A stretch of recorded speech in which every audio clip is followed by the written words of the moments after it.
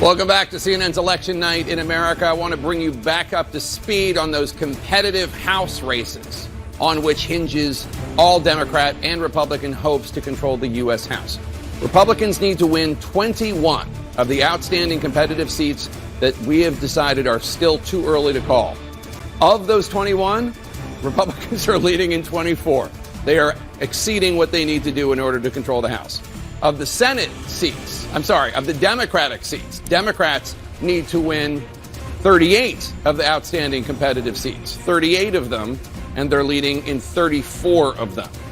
Meaning that right now, based on the numbers that we have available this moment, we believe that Republicans are still on their way to achieving what they need to achieve in the 82 total competitive House districts. John. Clear favorites. Republicans, even now as we approach 2 a.m., are clear favorites to win a House majority. But and it's a big but. There is still a small possibility, modest possibility, I shouldn't call it small, modest possibility Democrats could hold their majority. Did you think we would be having that conversation? No, this is a big but. At 2 o'clock in the morning. And if Republicans do win the majority now, because we're getting fewer and fewer races still on the board, it's likely to be a more narrow majority. Here's another way to look at it. You just laid it out the smartest way. I'll get there, building it down just from the top. This is where we stand right now, leading the vote. These are not called races. This is leading the vote, right? But if this were over right now, the Republicans would have a 3-seat majority in the House of Representatives. It's not over, but just think about the narrow realm we're talking about now. You mentioned earlier in the night, Kevin McCarthy earlier in the year said 60 seats. Some Republicans in the last week have been saying 30 seats. We are not in that ballpark. 219, 216 leading right now, right? In terms of called races. 193 to 169. So Republicans clearly are getting close. It's 218. In terms of the called races, they're getting close. This is what you were just talking about here in the races that are still uncalled. And the Democrats leading in more of the competitive seats. You would say that's good for the Democrats. It is good for the Democrats. It's not good enough to prevent a House majority. We're not done yet again. But where we stand right now, it looks like the Republicans are on a path to get a narrow majority. But I just want to step back again and just look at this map. Right? That's not a red wave.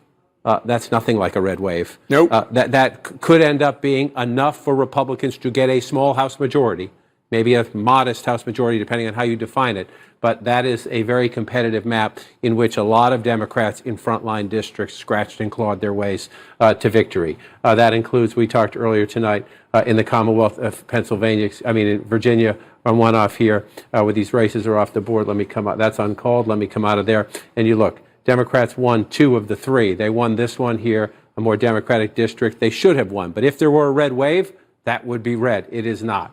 If there were a big red ripple, this one would be, next one down, sorry. Let me come over here to Abigail Spanberger's district. Even a big red ripple, this one would be red. It is not. And so these frontline Democrats scratched and clawed, not just in Virginia. You come out to Ohio, you see all this blue? They picked up a seat. This is a pickup. That was a Republican incumbent that will now be a new Democratic congressman. So on a night when Democrats were supposed to lose a lot, you'd like to pick up some to offset that. There's one right there in Cincinnati. Even though the Republican governor won big, even though the Republican Senate candidate won reasonably comfortably, Marcy Kaptur, again, a veteran Democrat, scratching it out against a January 6th participant who lied about military service. Good candidate beats bad candidate. Here in Ohio. So you just come back out. You could keep going through these races. Let's go out to Colorado right now. The Democratic governor wins big. The Democratic senator, Republicans said they were going to give him the race of a lifetime. They did not. In the House races right out here, this is Lauren Boebert. Many of you may have heard of her, a more controversial pro-Trump member of the House Republican Conference, only at 83%. There's a ways to go here. There's room for her to catch up. But it's supposed to be the Democrats on their heels, and here you have a Republican incumbent. But just for people to understand, this is a district that is R+8. Right.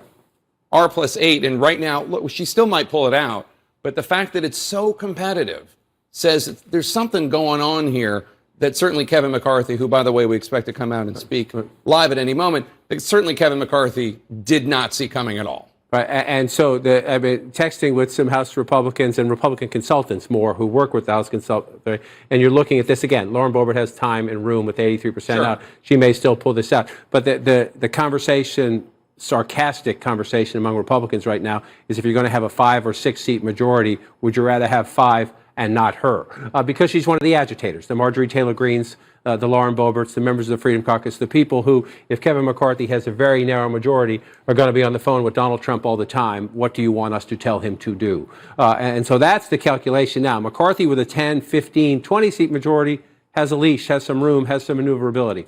McCarthy with a very small majority like that, it'll be a really interesting Washington. And Jake, especially if you take this, it's not a final number, but this is trending toward, it looks like there's still a possibility the Democrats keep the majority. Looks like the Republicans get a relatively narrow majority. And then you come here and you're looking at a map where Mitch McConnell right now, if he hasn't gone to bed, is having, one more fine Kentucky bourbon, because once again, he has looked at a map and said, I have a chance to be the majority leader, and it's still possible, but that is not. But I also know Mitch McConnell is saying Donald Trump pushed nominees in states that we could have won, and those nominees, whether Mehmet Oz or others, blew it. Right. But Republican leader Kevin McCarthy is about to speak, and we'll bring that to you live. Our election coverage continues with Don Lemon, Poppy Harlow, and Caitlin Collins after this.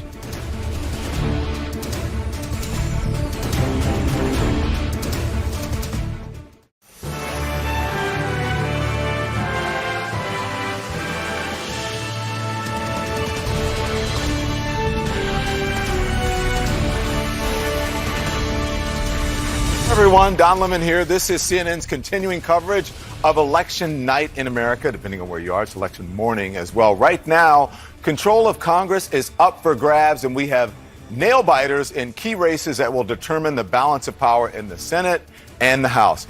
Before we get to all that, we want to go to the House Minority Leader speaking now in Washington, D.C., Kevin McCarthy. Let's go.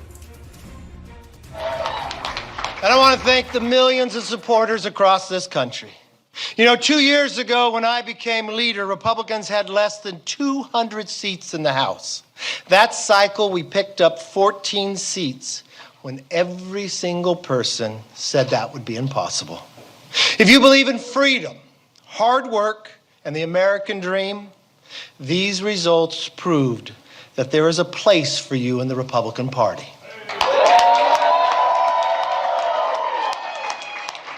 Now, tonight, we built upon those gains 2 years ago, and it is clear that we are going to take the House back.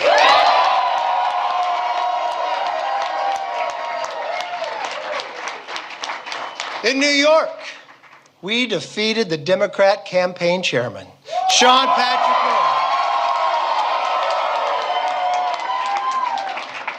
Sean Patrick Maloney, which will be the first time in over 40 years a DCCC chair lost his reelection. Not only that, but on Long Island, Anthony D'Esposito won a seat that Joe Biden carried by 17 points. We are on the verge of historic gains in New York. In Florida, we gained 4 seats alone. We are poised to sweep the entire state of Iowa.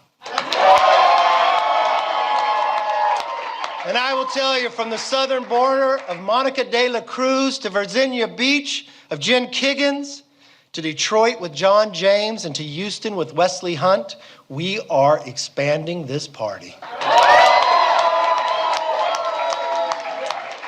Now let me tell you, you're out late, but when you wake up tomorrow, we will be in the majority, and Nancy Pelosi will be in the minority. Yeah!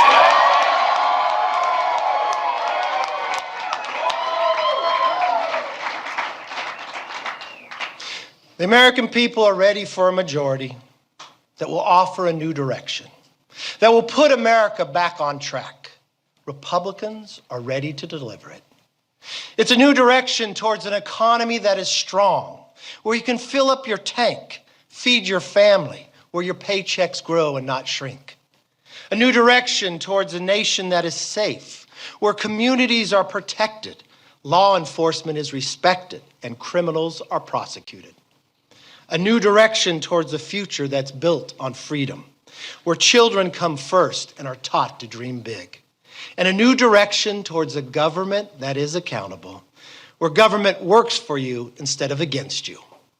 Republicans will work with anyone who's willing to join us to deliver this new direction that Americans have demanded. But there's no time to waste. Our work begins now. Let's get America back on track. Thank you, God bless, and good night.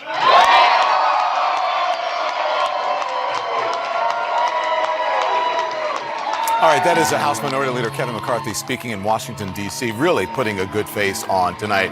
Thought that they'd have many more gains than they did, but he's touting gains, he says, in New York. The DCC chair, Sean Patrick Maloney, saying that they have historic wins in New York, Florida, and in Iowa as well, saying that they're going to take back the House and that by tomorrow or coming soon, that Nancy Pelosi, the current Speaker of the House, he believes will be in the minority. But clearly, as I turn to John Berman here, who is at the Magic Wall, he is like a coach trying to put a good face on basically what they thought would be a good win and getting ahead of himself. So two important things. Number one, he's ahead of himself. Yeah. We have not projected yet that Republicans will take control.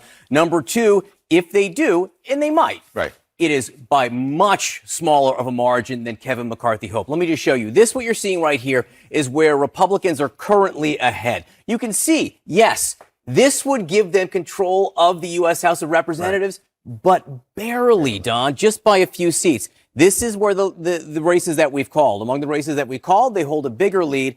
But again, there are still a lot of races out there. And if you look at the competitive seats, these are the seats that CNN with Inside Elections considers to be either toss-ups or tilting one way. Republicans need to win 30 of these to take control. Right now, they're ahead or called in only 33. So again, 30 is their magic number.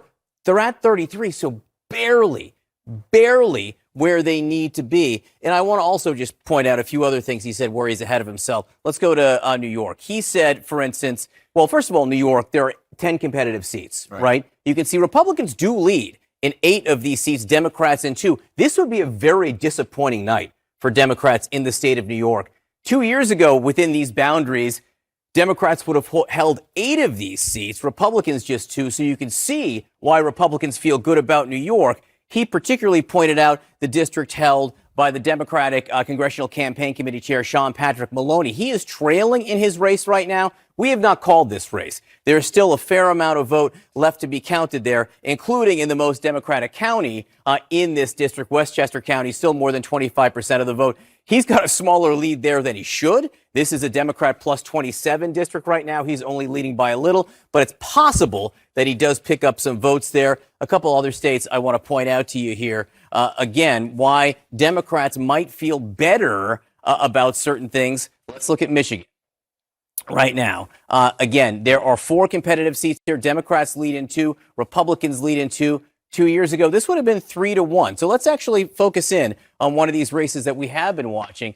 This is Alyssa Slotkin's district. Actually, this is a disappointment for Democrats if this holds. This is a district that Democrats fought very hard for. Liz Cheney actually went out to Michigan and campaigned for Alyssa Slotkin. You can see that she's trailing right now. Let's see where the remaining vote might be. Lansing, which is a highly Democratic area, only 68%. This is a county where Democrats hold a wide margin. So there is vote to be made up by Alyssa Slotkin there. But right now she is trailing. We can look at some other states on the map here. Pennsylvania. What's interesting about Pennsylvania is that we've called the Senate race there for John Fetterman already. In the House, you can see 4 competitive districts, Democrats leading in all 4.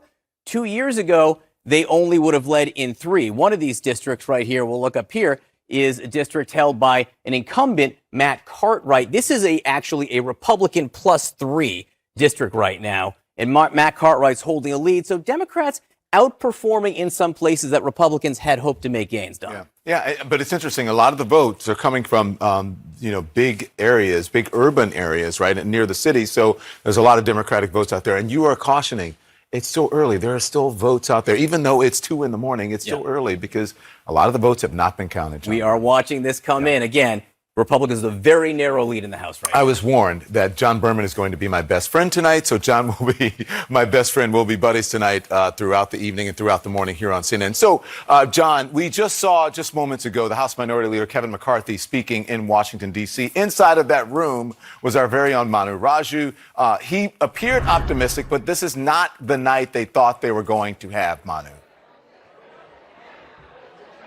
Yeah, look, going into the night, McCarthy's people, his team, set a bar. That bar was a 20-seat gain because they believe that if they were to clear picking up 20 seats, that would give them a comfortable governing majority. Anything less than that would be problematic, potentially for Speaker McCarthy, because it would empower the right flank of the conference, often folks who do not listen to leadership and often folks who have their own ideas about exactly what to do. It would empower that element of the Republican conference. What we're seeing here tonight is a very likelihood that the Republicans will not meet that goal of achieving a 20-seat gain. Never mind what McCarthy had hoped for last year, which was a 60-seat gain. Things had changed post-Dobbs, but even even in the post the decision over abortion, Republicans were still optimistic that coming into today, they could get that majority of more than 20 seats. Right now, as John pointed out to you, Don, that path seems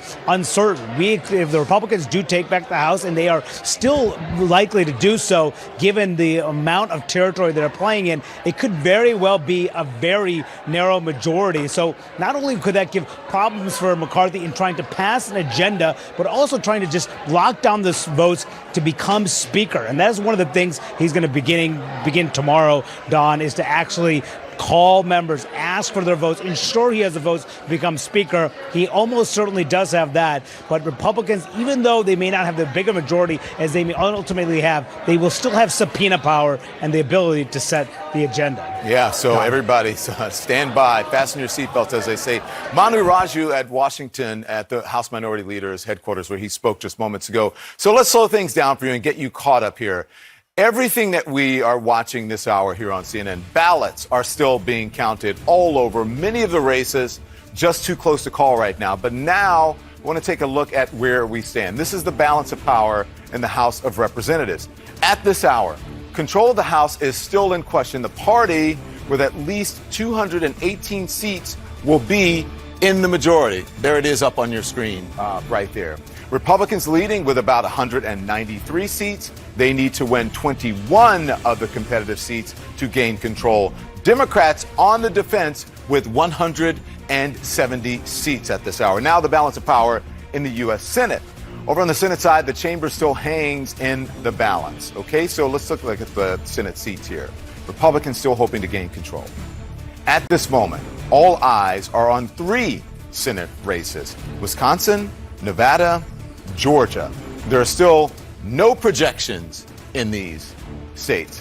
Of course, there's one in Pennsylvania, as we saw, John Fetterman. In Nevada, Senator Catherine Cortez Masto leading with more than 50% of the vote. Let's take you to Wisconsin now. Democrat Mandela Barnes, he is trailing Republican Senator Ron Johnson by about 40,000 votes. In Georgia, this is a really close one that everyone is watching, probably just as close as they were watching Pennsylvania. Republican Herschel Walker, incumbent Democrat Senator Raphael Warnock, locked in a very tight race, and you can see they are separated by nearly 14,000 votes. Will someone come out victorious tonight? Well, you got to stick around to find out. Or could this contest head to a runoff? We'll have it all for you. This is what's happening in Pennsylvania. As you can see, there is a huge Democratic win here. Democrat John Fetterman, CNN is projecting that he has won the race, defeating Mehmet Oz. This after he had a stroke on the campaign trail, recovering, and after Oprah Winfrey threw major support behind him. Check this out. Every county, every vote. Every county, every vote.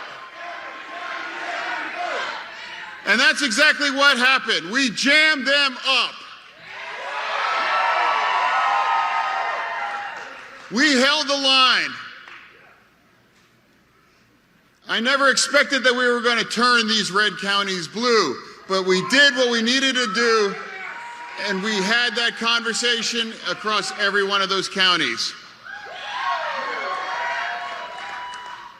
And tonight, that's why I'll be the next U.S. Senator from Pennsylvania.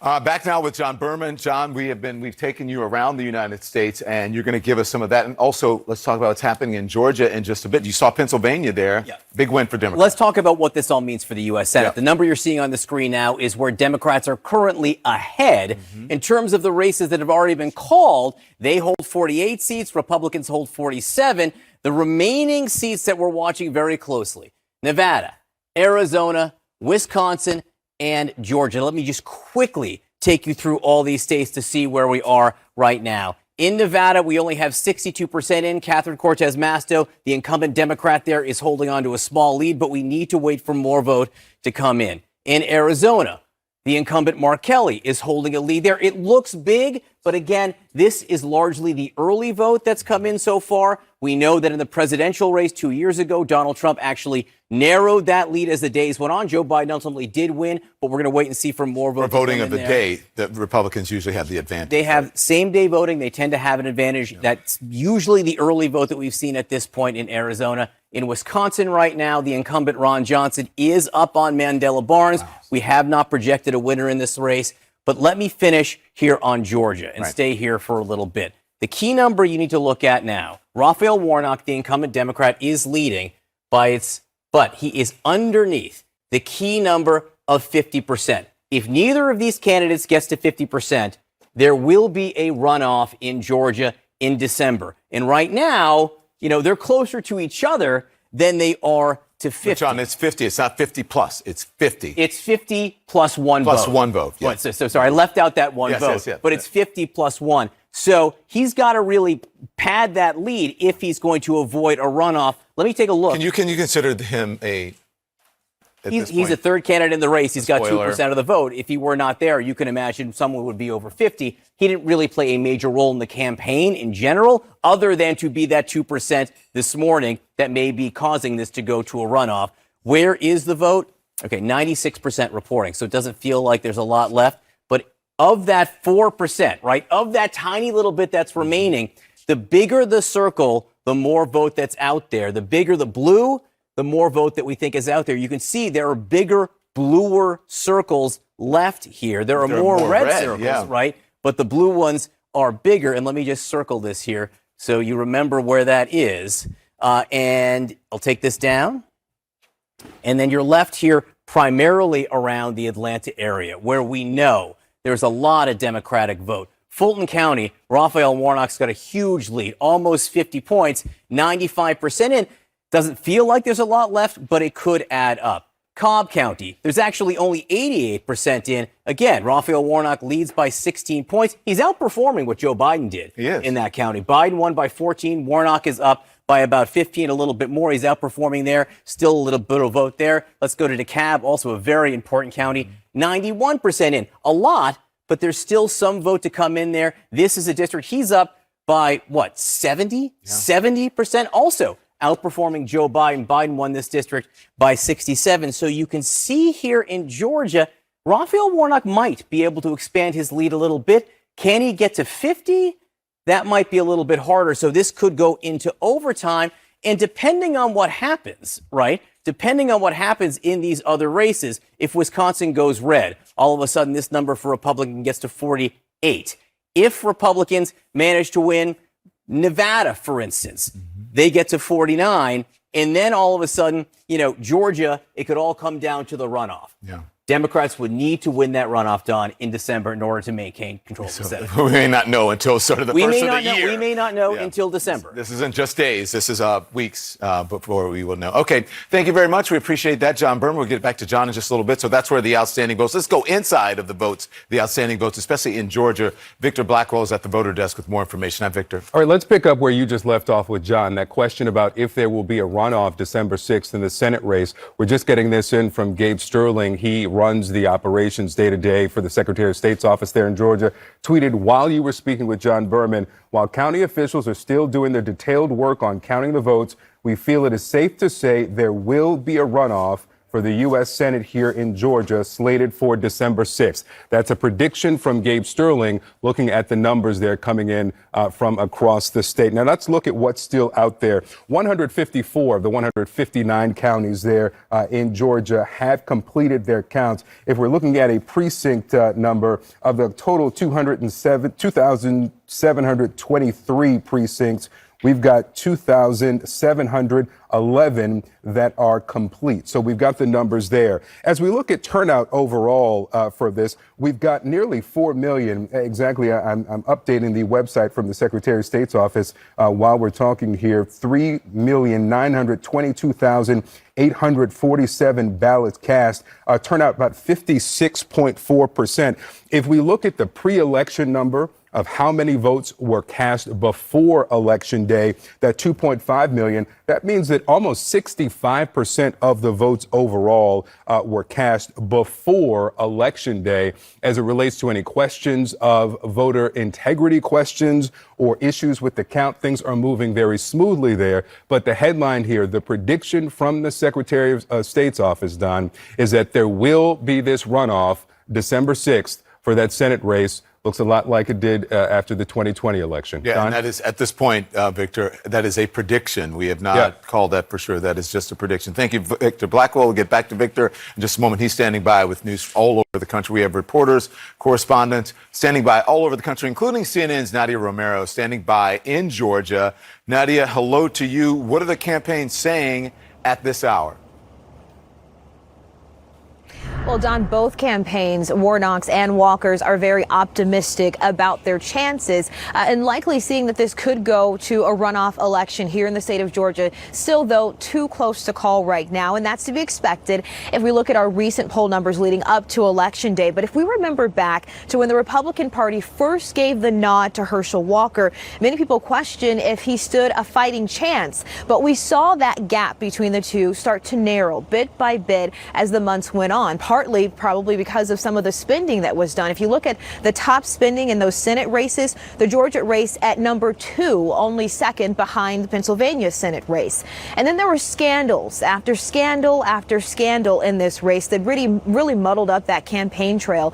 And so I went to Rome, Georgia, which is about 2 hours outside of Atlanta, in the same district that is represented by Congressman Marjorie Taylor Greene, a MAGA supporter, an election denier. And I spoke with Walker supporters in her district. They were clear. They said to me, we don't believe that he potentially paid women in his past to have abortions. One woman told me that she thought it was simply the media trying to ruin his reputation. Another person told me that even if he did do that he was sorry, he was a changed man. And then some people were pretty frank, pretty clear, saying that they just wanted to vote for the person with the R next to their name because they wanted the Republicans to regain control of the Senate. And that's why we saw those numbers, the margin between those two candidates, really start to close through early voting, and now today, leading through Election Day, and I guess for the morning after now at 2 a.m. So I want you to hear from both of the candidates as they spoke with their supporters. I'm like Ricky Bobby. I don't come to lose. If you can hang in there a little bit longer, just hang in there a little bit longer, because something good, it takes a while for it to get better. And it's going to get better. We are not sure if this journey is over tonight or if there's still a little work yet to do. But here's what we do know. We know that when they're finished counting the votes from today's election, that we're going to have received more votes than my opponent. So, Don, this could lead to a runoff election, and that's exactly what we saw 2 years ago after 2020, and that's something that Raphael Warnock was able to win last time around. Don? All right. Thank you very much, Nadia, there in Atlanta, Georgia. Appreciate that. So at this hour, we're standing by for the latest information on the campaign. The votes are still being counted. The balance of the Senate, balance of Congress, up for grabs. Election night in America continues right after a quick break.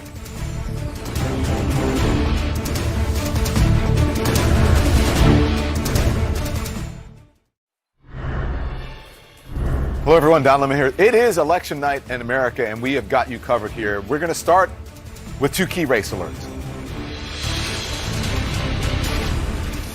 First up in Wisconsin, that's where incumbent Republican Ron Johnson is holding on to a very slim lead over Democrat Mandela Barnes. A very slim lead there, 50.7% to 49.1%.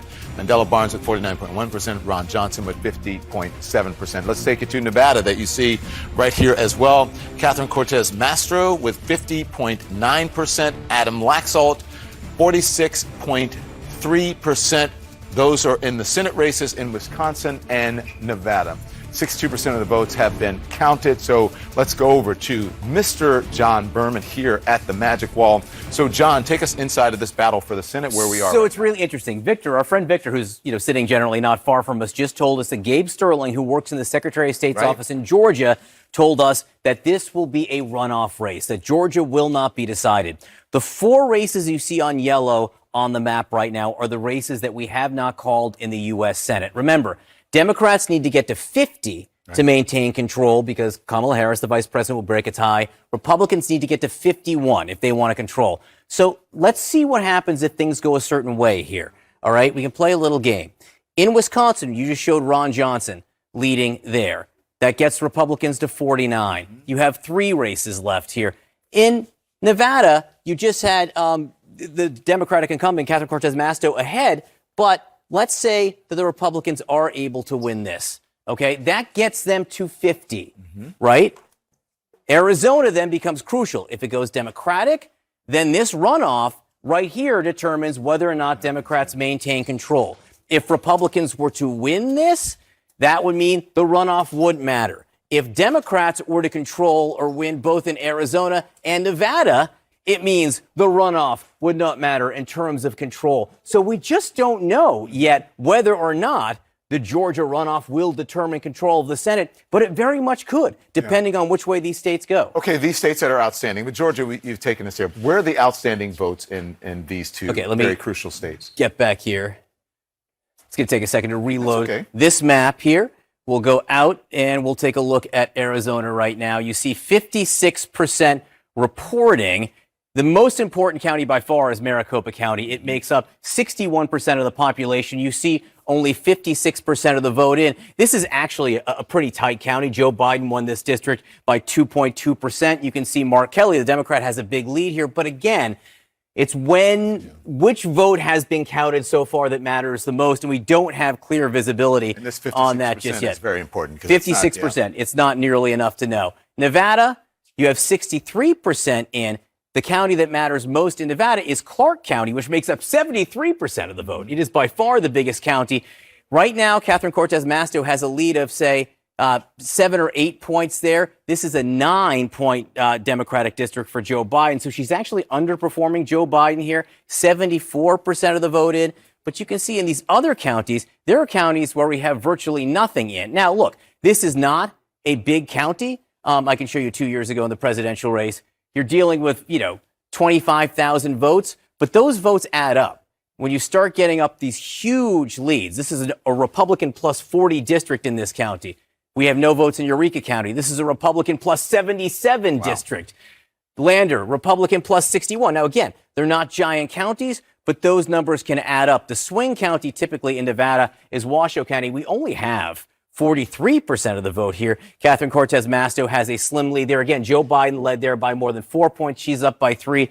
So it's the type of vote that might end up mattering most in Nevada and Arizona. What's left to count? We'll try to find that out soon. All right, John Berman. But John, speaking of Nevada, why don't we head over to Gary Tuchman, who is actually in Nevada, to check in on him. Gary Tuchman, good evening, sir. They're still counting ballots. It looks pretty quiet where you are. It doesn't mean that they're not counting and doing their work behind the scenes. That's exactly right, Don. It does look quiet behind me, and there were dozens of workers processing the votes here in Clark County, Nevada. Alluding to what John was just talking about, I need to point this out. Clark County, this is one of 17 counties in the state. This is the home of Las Vegas. More than 70% of Nevadans live in this county. Washoe, which John was just mentioning, has about 20%. So between those two counties, 90% of Nevadans live. So these votes are critically important. So right, there's a lot of counties that haven't reported yet, but altogether, those 15 counties comprise less than 10% of the vote. So these are the two key counties. So we are at the election center in Clark County. A short time ago, there were dozens of workers out here processing the votes. They have gone home for the night. They're coming back early in the morning. But back in the corner there, that secret corner, it's not really a secret, but we have to stay far away from it. That's the tabulation center. And right now, workers are there tabulating the votes that came in today. Now, you may think it sounds like things have been kind of slow here because the polls have been closed for 4.5 hours. These workers are working very well. It's not slow. There's a tradition here in Nevada, in this relatively small state. I mean, it's not small anymore. It's 3.1 million people. Just to give you an idea, which is pretty amazing, after World War II, there were 150,000 people who lived in this state. This state has increased by 20 times since World War II. It's doubled in the last 25 years. So the population keeps growing. But anyway, it still has a small state mentality, and they have a tradition here. They wait for all 17 counties to process their votes before they put it on the state list. So that slows it down a little bit. Also, what slowed it down today is when you come to Vegas, you're expecting great weather, sun, and maybe a little chilly. It may be very hot in the summer, but it's usually sunny. You're in the desert. Torrential rain today and winds, tropical storm force winds. And then in Reno, Washoe County in the north, it was snowing today. So the weather was very bad. Nevertheless, we are being told by officials here in Nevada that people really turn out in big numbers. The key, though, is the mail-in balloting. That will be the #1 way to get votes here. And mail-in ballots are allowed to be received by this Saturday. Don, back to you. Gary Tuchman, Las Vegas, Clark County election headquarters in New York, where we are right now for CNN. I go to Caitlin Collins. Caitlin, hello to you. A lot of narratives being purported in this election, and now it's time to talk to the people who have been talking about those narratives and the polls as well. Yep, certainly surprising some, upending a lot of those expectations. So to talk about that, let's bring in pollster and communications strategist Frank Luntz. Frank, thanks so much for joining us in these early hours, election morning, which we have now turned into. Let's talk about what's happening in the Senate, because I think it has not met the expectations that Republicans had going into election night. It has surprised even some Democrats that I've been speaking with throughout the evening. What are you watching as we are trying to determine who is actually going to have control of the Senate when all of this is over?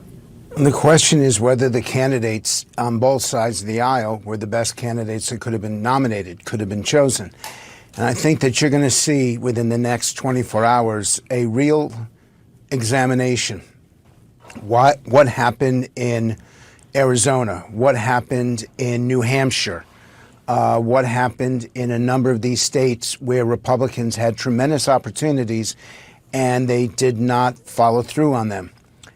Pennsylvania is another one. Places where Republicans were poised to do better than they did. And I'd agree with you. The level of surprise, the level of disappointment, it's still it feels like it's a reasonably good night for Republicans, but it's nothing like they expected. And they're going to start to do an analysis of, was it the candidate, was it the party, or was it the message that really didn't achieve their objectives? Yeah, of course, a big question has been the Trump factor in all of that, especially, not even just in Ohio where J.D. Vance did win, but the fact that Republicans had to put so much effort into that race to pull off that victory. I also want to ask you, though, about what we're seeing happening in the House, because you saw Kevin McCarthy came out. It took him a little bit where he came out at the Republican headquarters in Washington tonight to talk about what he believes is going to be a Republican control of the House. But it does make a difference how big of a margin he has in there, right? Absolutely. The bigger the margin, the easier it is for him to govern. There is a segment of the GOP that is difficult for leadership, a segment that votes no. And if you've got a majority of about 20 seats, it makes it very easy to succeed. If you got a majority of 5 to 10 seats, it means that every vote you're under pressure and you have to ensure that your caucus is behind you. So I got to believe that Republicans are looking at this in the House, knowing that they're going to get the majority, but not the majority that they were hoping to get, what they're going to do in the days and weeks to follow. Well, and the person that makes the biggest difference for is Kevin McCarthy, because the smaller majority he has, the more power that goes to the figures in that caucus, like a Marjorie Taylor Greene and the others of that wing of the party that have been quick to challenge him on certain aspects of his rule. And we've seen this with the Democrats. Nancy Pelosi had about a 4-seat majority, and she was pulled to the left by her squad, by her more progressive caucus. So it's not settled yet. I've been following the races, and I still expect the Republicans to end up with a 10 to 15 seat gain. And the question is it 10 seats or is it 15? Because that means everything for the flexibility and the capability of the leader to move the caucus in different directions depending on what the public calls for them. Yeah, and no one is watching that closer than Kevin McCarthy. Frank Luntz, thanks so much for joining us. We'll check back in with you. Obviously, ballots here are still being counted. There are still a lot of key races that we are watching here, including when it comes to those Senate races in Nevada and Georgia, to see what is going to be happening there. Stay with CNN. We'll be right back.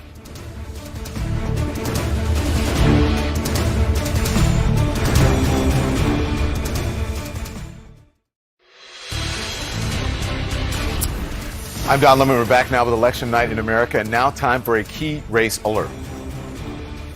Let's look at it. This is up on your screen now. The races that we want to talk about now. Georgia, as you can see, still very close there, 49.1% for Raphael Warnock, the incumbent Democrat. Herschel Walker, 48.8%. And then you have, of course, Chase Oliver, far behind, 2%. We're told that this is, at least in Georgia, they're saying that this will probably go to a runoff. CNN has not projected that. We're still waiting for the votes to come in. Also in Wisconsin there, the incumbent, Ron Johnson, a Republican, 50.6% to Mandela Barnes, a Democratic challenger, 49.2%. 93% of the vote is in, but we're still waiting for the final count and a final projection there in Wisconsin.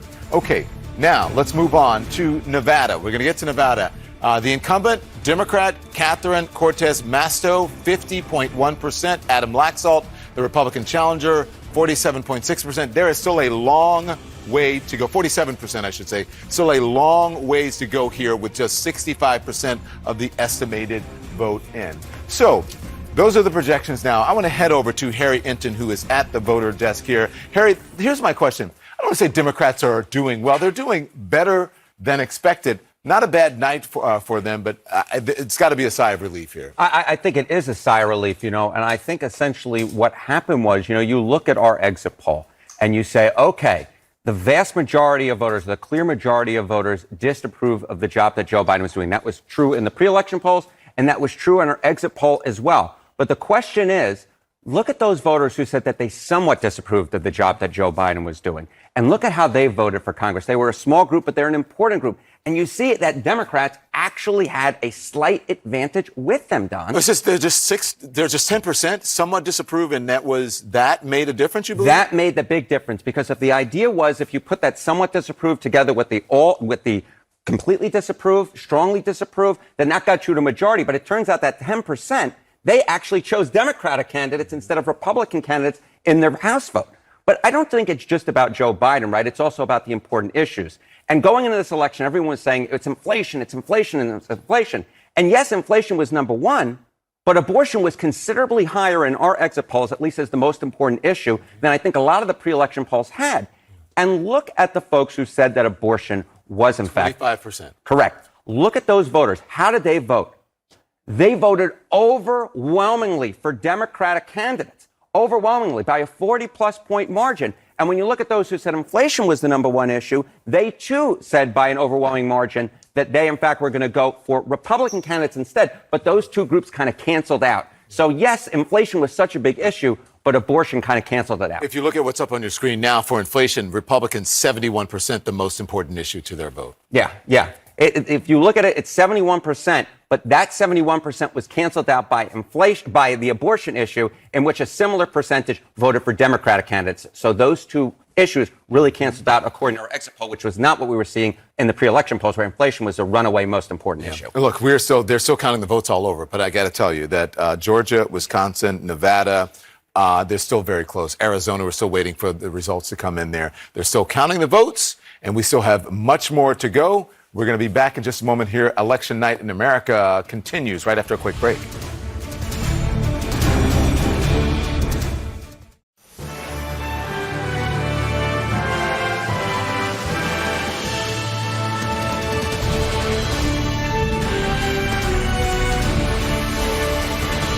I'm Don Lemon. You know what that music means. That means it's CNN's Election Night in America coverage, and we've got a lot for you. At this hour, control of Congress still at stake. The balance of power in the House has not been decided. Many of the races really just too close to call at this point. But now we're going to take a look at where we are. So let's look at, this is the balance of power in the House right now. First to the House, the party with at least 218 seats will be in the majority. And you can see there, Republicans now have 195 seats. Democrats, 174. Republicans must win 19 consecutive seats, a handful of seats to gain control. Democrats, 174. House Minority Leader Kevin McCarthy spoke just last hour. He was optimistic, maybe a little bit too optimistic about his party's chances of taking control. Watch this. Thank you to everyone who voted Republican for the very first time. Now tonight, we built upon those gains 2 years ago, and it is clear that we are going to take the House back. All right, so that is the Democratic side. Now let's look at the balance of power over on the Senate side. That chamber still hanging in the balance. Republicans still hoping to gain control. And at this moment, all eyes are on three Senate races. Wisconsin, Nevada, and Georgia. There's still no projections here. Take a look at what's happening in Nevada. This is the incumbent, Catherine Cortez Masto, 50.1% to Adam Laxalt, the Republican challenger, 47.0%. Those gains 2 years ago, and it is clear that we are going to take the House back. All right, so that is the Democratic side. Now let's look at the balance of power over on the Senate side. That chamber still hanging in the balance. Republicans still hoping to gain control. And at this moment, all eyes are on three Senate races. Wisconsin, Nevada, and Georgia. There's still no projections here. Take a look at what's happening in Nevada. This is the incumbent, Catherine Cortez Masto, 50.1% to Adam Laxalt, the Republican challenger, 47.0%. He started surging in the polls very late into the game. We'll see if that momentum will carry him through. The Democrat leading in that race right now, though. Let's get you to Wisconsin. Democrat Mandela Barnes still trailing Republican Senator Ron Johnson. Ron Johnson, 50.6% of the votes. He's the incumbent. Mandela Barnes, Democratic challenger, 49.2% of the vote. There is Georgia up on your screen. Everyone watching Georgia really closely. The Republican Herschel Walker there with 48.8%, trailing just a little bit with 96% of the estimated vote in. Raphael Warnock, who's the incumbent, 49.1% of the vote. But here's, if no one gets to 50% in this race, that could go to a runoff. The head of elections there saying it probably will be a runoff. CNN is not declaring that yet. We still have a lot of runway to go here before we make that declaration.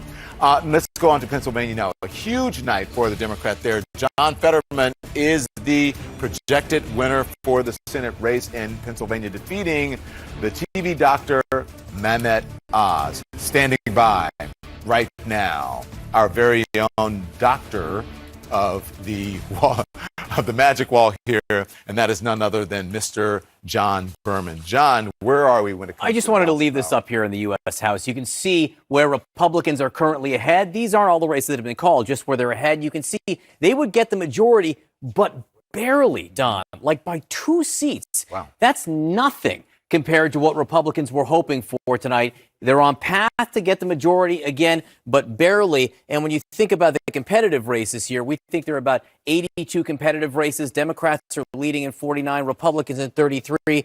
Republicans need to win 30 of these to take control. Again, they're on path to do it, but just barely. We'll come back to the House in a little bit, Don. Let's focus on the Senate now for a while, because I think that's where a lot of the main interest is. So you look at the U.S. Senate, you can see Democrats leading in 51, Republicans leading in 49. In terms of what's called, it's tied 48 to 48. You can see the 4 remaining states to call are Georgia, which, by the way, Gabe Sterling, who works in the Secretary of State's office, says is going to go to a rundown. I'll come back to that in just a second. Wisconsin, Nevada, and Arizona. In Wisconsin, the Republican Ron Johnson is ahead narrowly. We haven't called that race yet. In Nevada, we have about 65%, and we just got some more vote in from Nevada. Catherine Cortez Masto, the Democrat, is ahead by about 3 points there. And in Arizona, tightening, right? It's tightening ever so slightly. And in Arizona, 56% in, Mark Kelly's got a lead of about 15 points. Now, what I wanted to show you here is how this could change over the next several days and why we would expect it to change and maybe tighten. Mark Kelly's got a lead here, 56% in. But let me take you back to the presidential race 2 years ago. That was Mark Kelly's race there. This is the presidential race. Yes, Joe Biden won by about 10,000 votes. It was close, right? But we can do a timeline here where I can walk you through the course of the evening. Let me go back to the very beginning. So at 10:15, which was the first time we saw votes, Joe Biden was ahead by 218,000 votes. That was with 72% in. He was ahead by 218,000. That feels comfortable. But then by 5 a.m., he had actually grown it ever so slightly to 130,000. The next day, though, it starts to drop, 93,000. By Thursday, it's down to 68,000. Then on Sunday, it's down to 18,000, less than a 1-point lead. And it's not called, basically, till a week after that. And the reason I wanted to show you that is, yes, right now, you have Mark Kelly in the lead there by 15 points, but that could shrink. It shrunk for Joe Biden as more votes came in. And right now for Mark Kelly, only 56% was in. When we showed you that first Joe Biden lead, there was more. There was actually more vote counted more quickly in Arizona 2 years ago than now. It also depends where the outstanding votes are. It does depend where the outstanding vote is, but in Arizona, Maricopa County makes up about 60% of the vote. This is the swingiest of the swing counties, and they have 55%. And so we know that a lot of that vote is going to come in Maricopa County. The swingiest of the swing counties. The swingiest of the swing counties, Don. All right, John Berman, thank you very much. We appreciate that. We're going to check back with John because John has all the numbers going inside the vote. Let's get now to Athena Jones. She's live in Pennsylvania. Athena, hello to you. We heard from John Fetterman moments ago after he beat Mehmet Oz. What did he say? Well, he talked about how important it was to campaign in every county in the state of Pennsylvania. 67 counties. This is something that one of the first things he said when he spoke to his crowd of supporters, saying, I didn't expect that we would turn every single one of those counties red, but it was important to have the conversation in those counties. He also talked about being proud of what he ran on, things like protecting a woman's right to choose, raising the minimum wage, fighting for a union way of life, and protecting, or he said standing up for our democracy. But as we've been saying for the last several days and weeks now, this Senate seat in Pennsylvania was Democrats' best opportunity to pick up a seat. It's currently held by the retiring GOP Senator Pat Toomey. This was the most expensive race in the country by a long shot, with nearly $375 million spent on this race, and Democrats succeeded in flipping this seat. Now, we are in Bethlehem. This is in Northampton County. You're talking about swing counties, swing states. This is a swing county in a swing state. This is a county that has generally been known as a bellwether county, one that ends up usually tracking with the statewide result, and that is what we saw again in this election. Fetterman won here in this county by more than 6,000 votes. So once again, as Northampton went, so went Pennsylvania. Now, how did he do it? He did have a lot of help.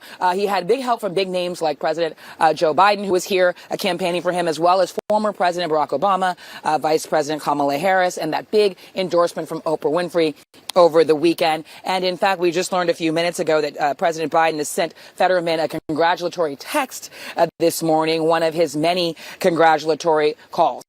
So that's one of the ways they managed to pull it out here in Pennsylvania. Don? All right. Athena Jones, live from Bethlehem, Pennsylvania. Appreciate that. Caitlin, we have been covering these elections since the start of our show, CNN This Morning. And the former presidents, the current president, they have been all over the place campaigning for their particular candidates. Yes, but President Biden only went to certain places. You've seen he has been very busy tonight, busier than some White House aides had been expecting, certainly some Democrats, when it came to congratulatory calls that he was placing from the White House tonight. One was a text to John Fetterman. You can see here many calls that President Biden was making tonight. So let's talk about all of this. White House officials were saying, we are not so hopeful about the House. We'll see what happens with the Senate. And with Fetterman, I mean, the president got what he wanted with a Fetterman victory and Josh Shapiro at the top of the ticket for the governor's race. Over in this century, the presidential approval has been a driving force, especially in Senate races. In 2018, Republicans did not win a single Senate seat in a state where where Trump was at 48 or below.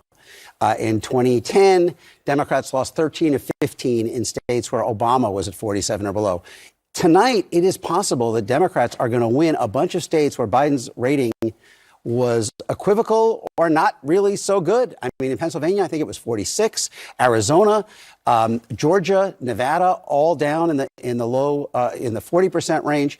And so I think what we saw in many ways was what I called in October a double negative election. A majority of voters said they disapproved of Biden, and that did exert a downward pull on Democratic candidates.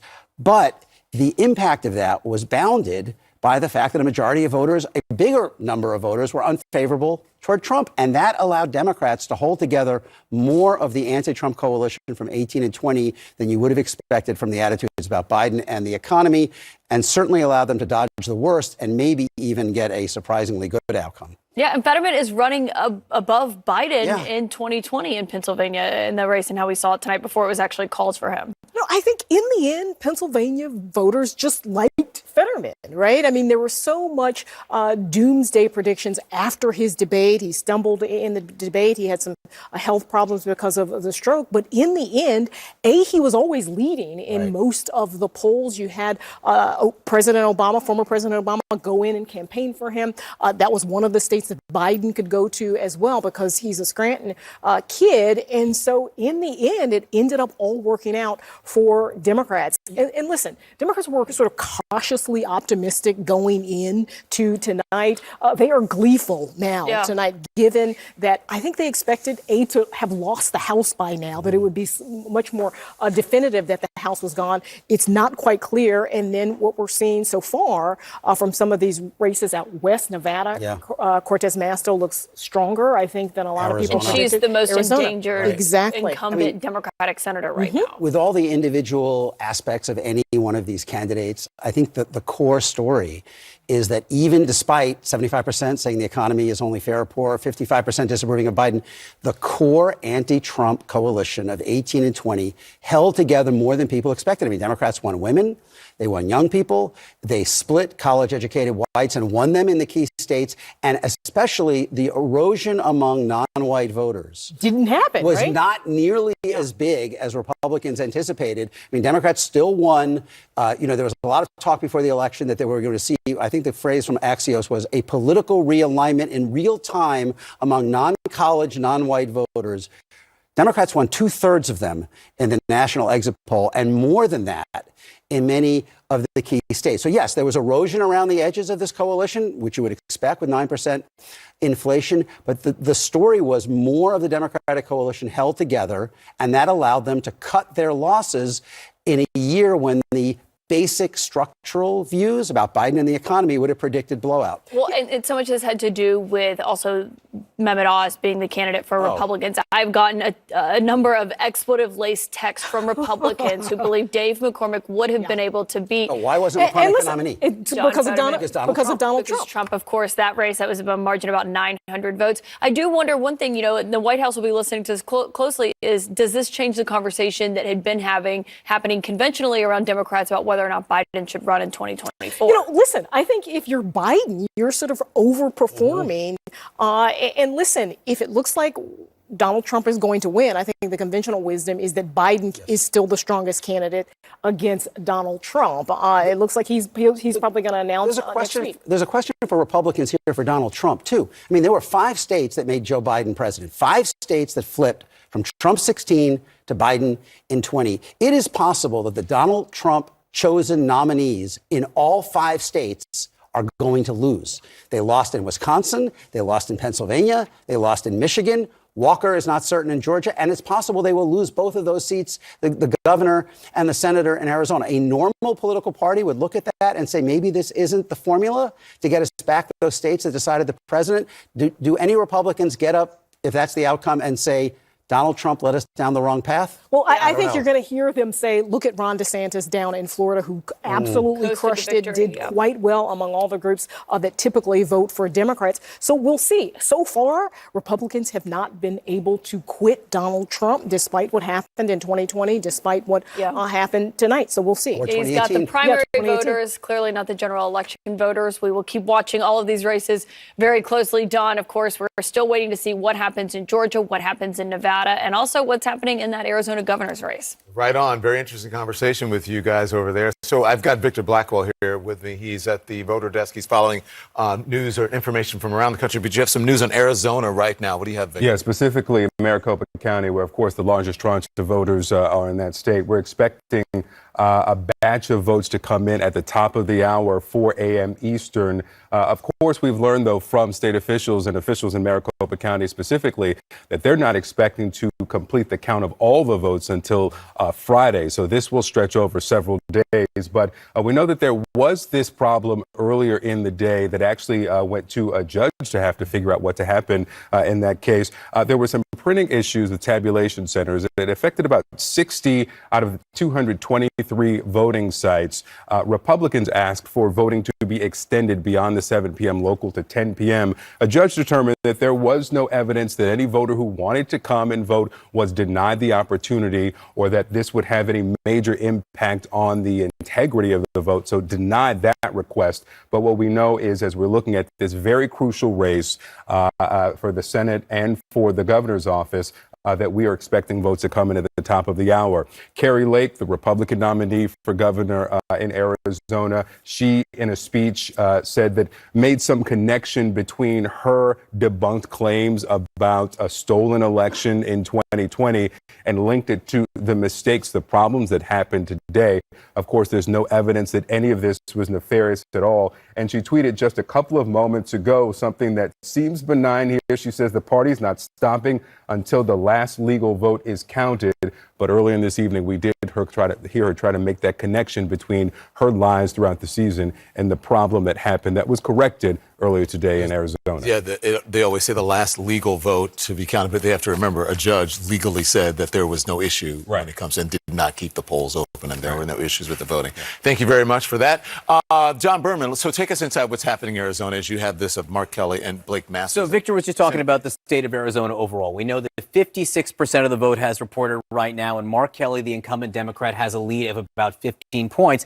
What Victor just told us is we can expect them to report the counting of more votes in Maricopa County. Again, it makes up about 60% of the overall vote in Arizona. So the majority of the vote there. Right now, Mark Kelly holds a lead of about 20 points there. All right? Let me write that down. I'm going to put D plus 20.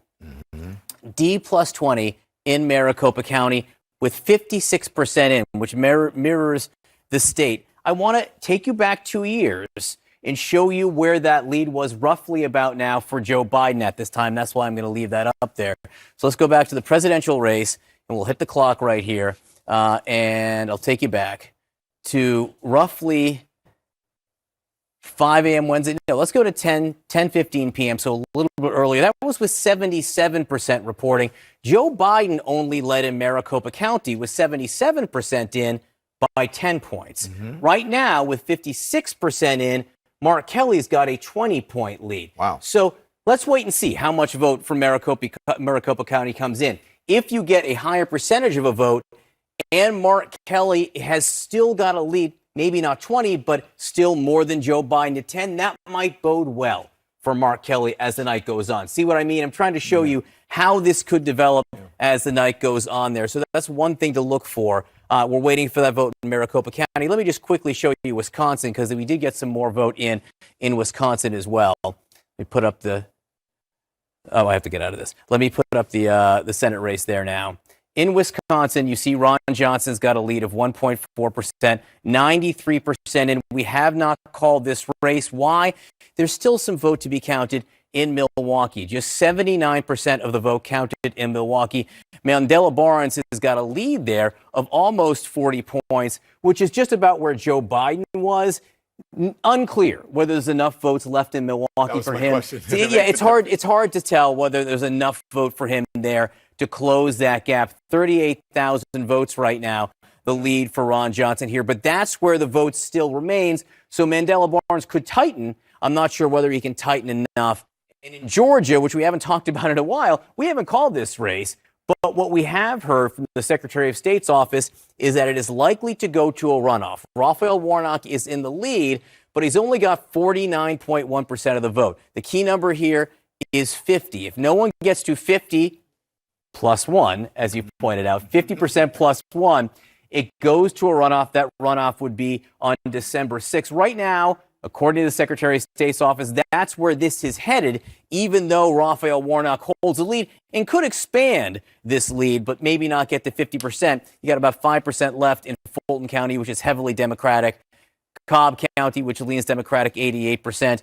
And in some of these other counties, DeKalb, you have about 10% left to count. So Raphael Warnock could build on his lead, but it'd be tough for him to get to 50. If you're looking at that, what is that about my math? Is that about 12,000 votes? I mean, Joe Biden won, 12,000? So Raphael Warnock leads by 11,000 votes. That's what... You want to play this game? Lost by. Joe Biden won by 11,000 votes. It looks very similar. I got the math right. You have a great memory. Like a steel trap, they say. Yeah, the phone call, it sticks in your mind. That's right. All right, John Berman. Appreciate it. All right, thank you, sir. So we are waiting on these undecided Senate races as votes are still being counted, as you can see. Plus, news on the big governor's races all across this nation. This is CNN's special live coverage, election night, election morning in America.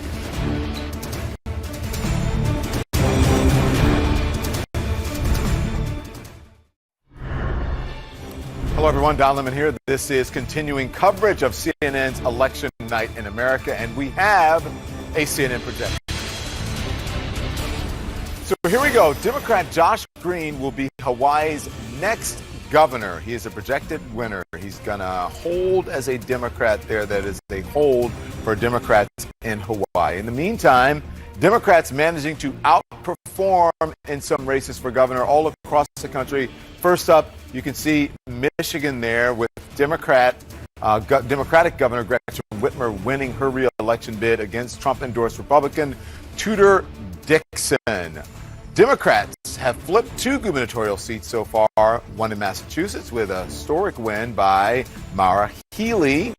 She will become the nation's first out lesbian governor. Maura Healey, nation's first out lesbian governor in the state of Massachusetts. And in Maryland, let's take you to Maryland now. That's where Wes Moore defeated the far-right Republican Dan Cox to become the first African-American elected governor there. Overall, though, GOP still holding on to some top jobs in the majority of the Senate with a history-making victory of their own in Arkansas. That's where Sarah Huckabee Sanders is projected to be the first woman elected governor. Remember, her father was a governor there as well. So it's an interesting story for her.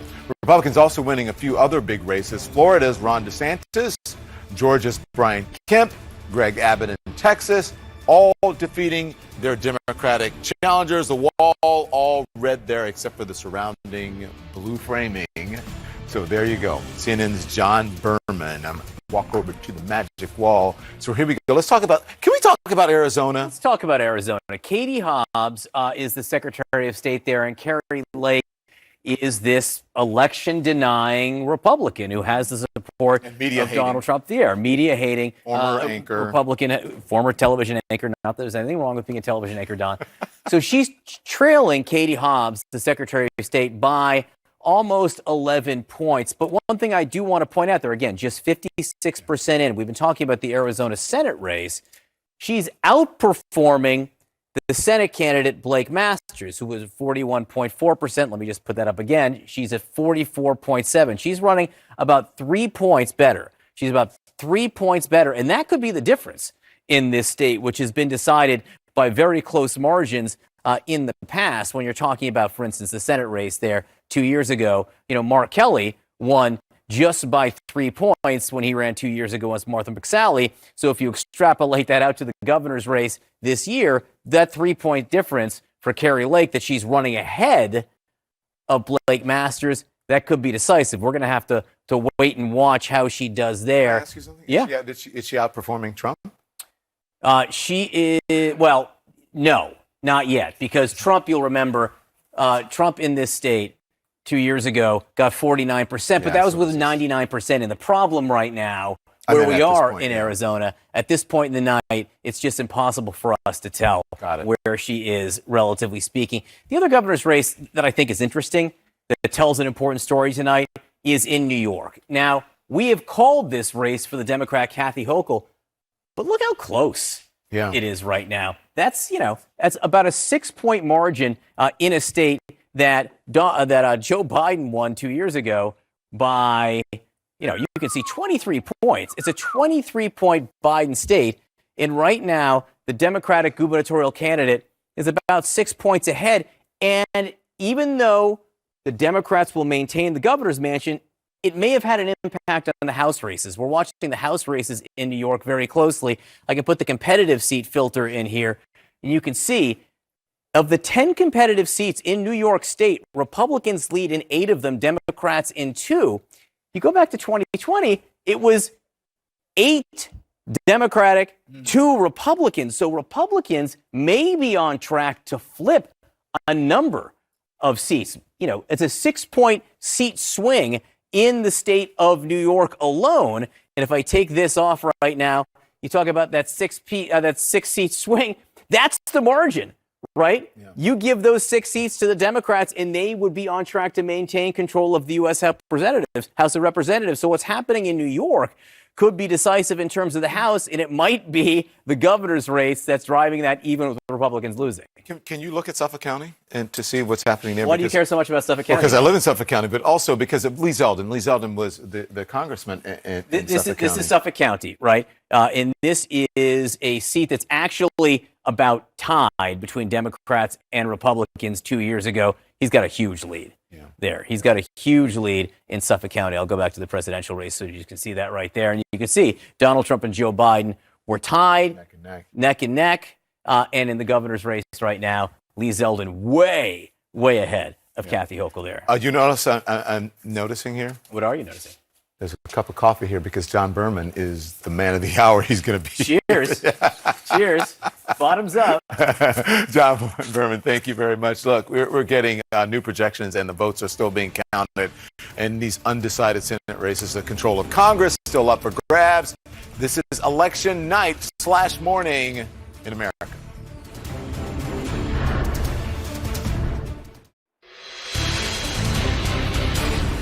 And there you see it. There's a CNN projection, and it is in Michigan's 7th. Alyssa Slotkin, a Democrat there, has won re-election in Michigan's 7th congressional over Tom Barrett. This was a tight race. Republicans had hoped to pick up. They did not. The Democrats will hang on there.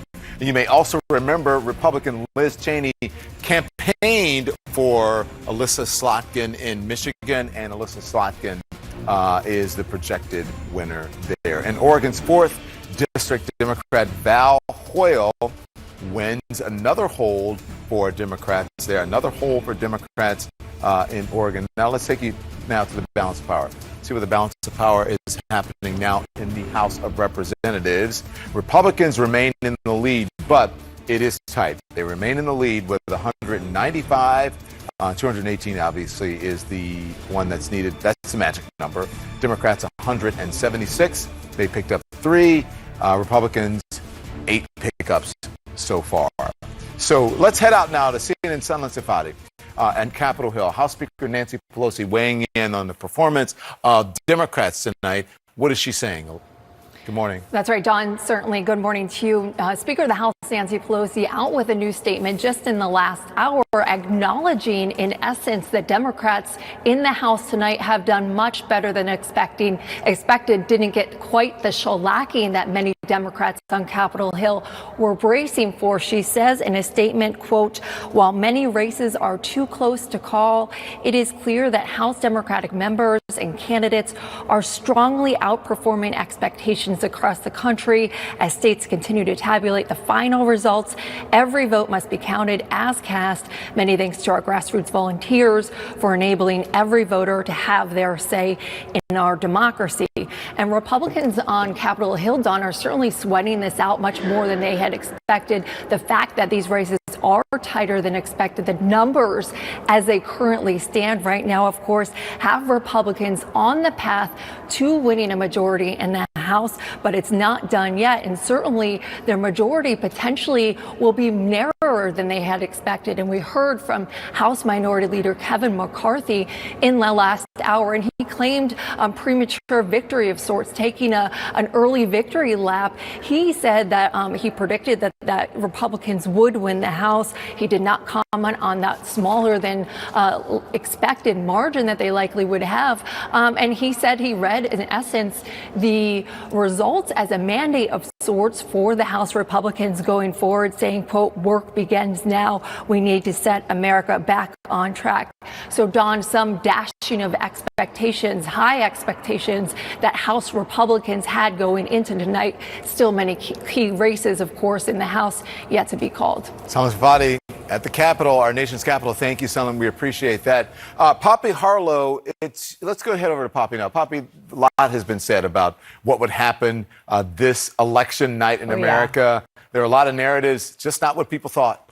You've been saying it the whole time, Don. Yeah. It's the voters. Yeah. It's all about how they vote. You know, Republicans can celebrate some big gains from Latino voters, particularly tonight, this morning in Florida. For the first time in 2 decades, Miami-Dade turned red, with Republican Governor Ron DeSantis winning handedly there. Miami-Dade is home to a large Cuban population, another traditional Democratic stronghold won by DeSantis is Osceola County, a majority Latino county south of Orlando with a heavy Puerto Rican population. It's not clear whether the Latino vote is tracking in favor of the GOP outside Florida. All right, we've got great folks to talk about this and a lot more. Maria, promised I'd go to you first. This is what you wanted to talk about, but... Yes. But, yes. Democratic strategist, you didn't want to talk about the Florida part. Well, what I said was I will leave Florida out but because... We can't. Well, meaning that I concede that in Florida, we continue to lose ground with Latinos, and we absolutely need to do a much better job there. I think the Democratic Party needs to focus on Florida in a way that we certainly did not this time around. But I will say that nationally, the Latino vote is a huge storyline for Democrats, especially because one of the big narratives coming from Republicans is that they were going to try for this red wave to include the Latino vote nationally in Texas, in Arizona, in Nevada, in Colorado, in California.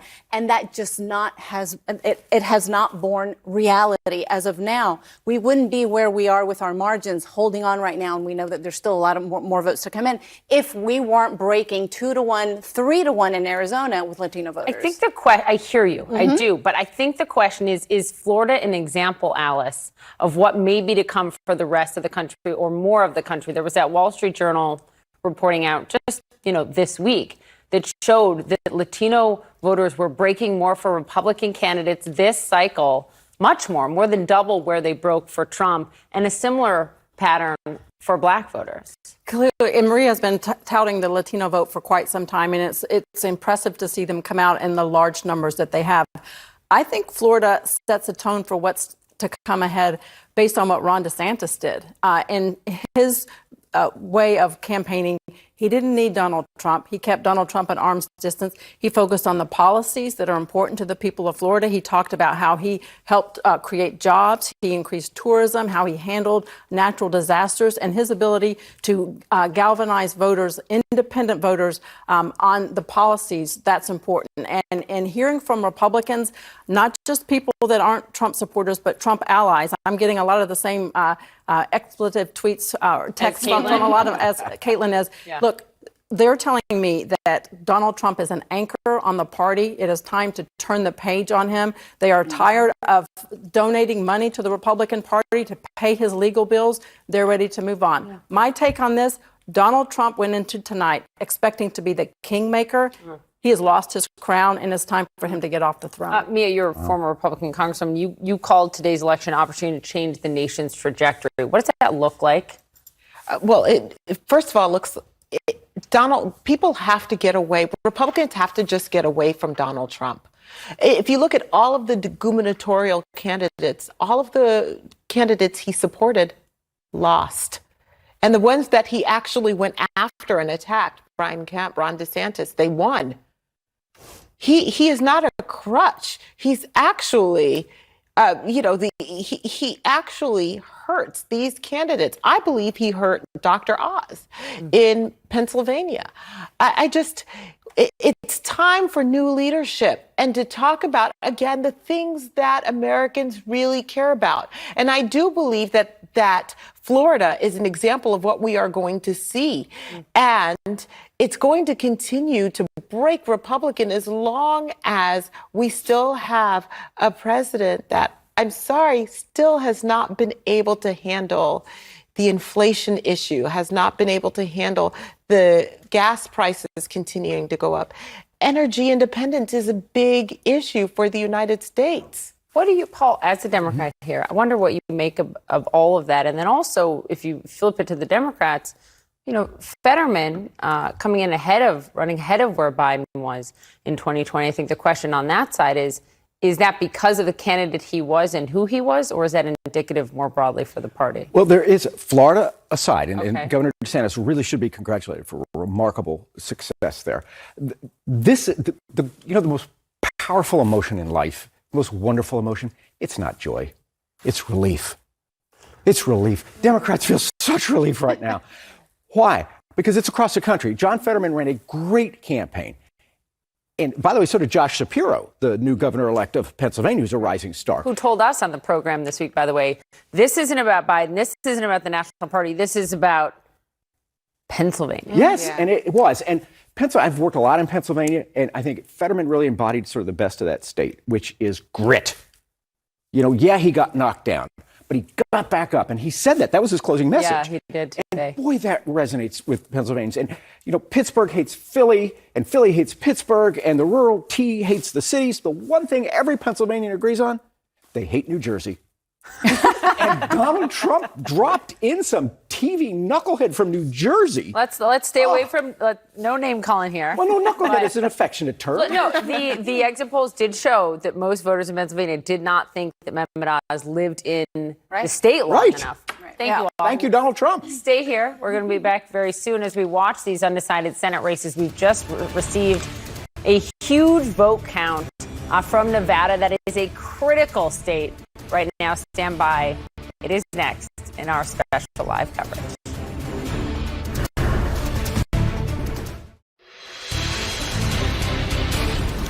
Welcome back, everyone. I'm Don Lemon, and we have a major key race alert, and it's in Nevada. More votes have just come in, and the Senate race has gotten significantly closer. Look at those margins right there. Democratic incumbent Catherine Masto-Cortez Cortez Masto, I should say, is leading, but it is still within 1 point. Catherine Cortez Masto still leading there.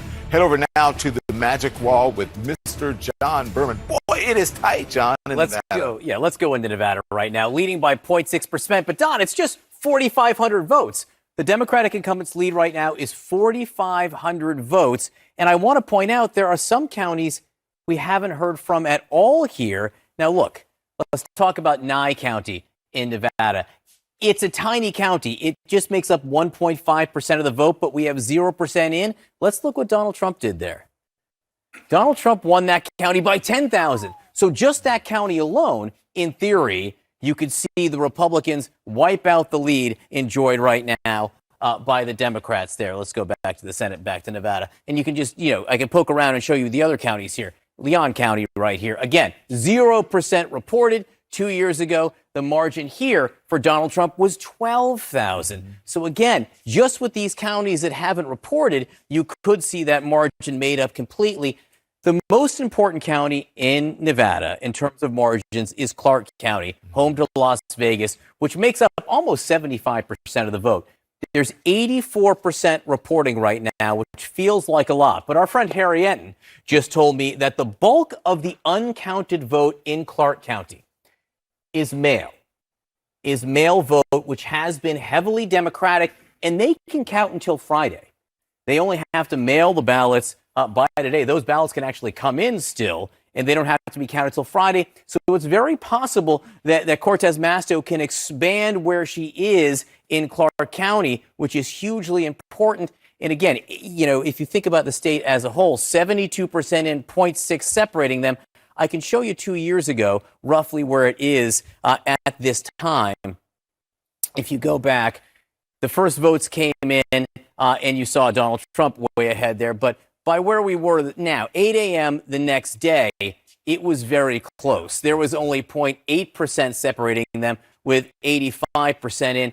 So that margin isn't that different than where we are now, Don. Yeah. So what's the margin again now? Just because it keeps changing. The votes in Nevada, I think, and it's actually early or late, depending. Okay, so 72% in, and there's 4,500 votes separating them right now in Nevada. Wow, it's close. It's close. Again, close. we got this county I showed you before, which hadn't reported at all yet. Nye County just reported in 81% in. That just happened as we were speaking. Remember, this was all gray not 2 minutes ago, Don. Now you can see Adam Laxalt, the Republican there, with a 5,000 vote edge with 81% in. What was that the numbers? Actually, it flipped. He's now ahead. He's ahead. So that put him ahead. So now for the first time, we see Adam Laxalt ahead in Nevada. That's key. 74% in. Adam Laxalt has taken the lead in Nevada. That's all because of this one county, Nye County, that we just told you about there. Again, I warn you, though, that 75% of the vote in the state in general is in Clark County. Yes, they have 84% in, but the bulk of that, we are told, is mail ballot, which skews Democratic, and they can count that for some time. Let me quickly look at Washoe County also. All right, this is also a county which Catherine Cortez Masto is leading by more than a point. Only 50% reporting in this county. So a lot more vote to count here. Joe Biden won this county by 4.5 points.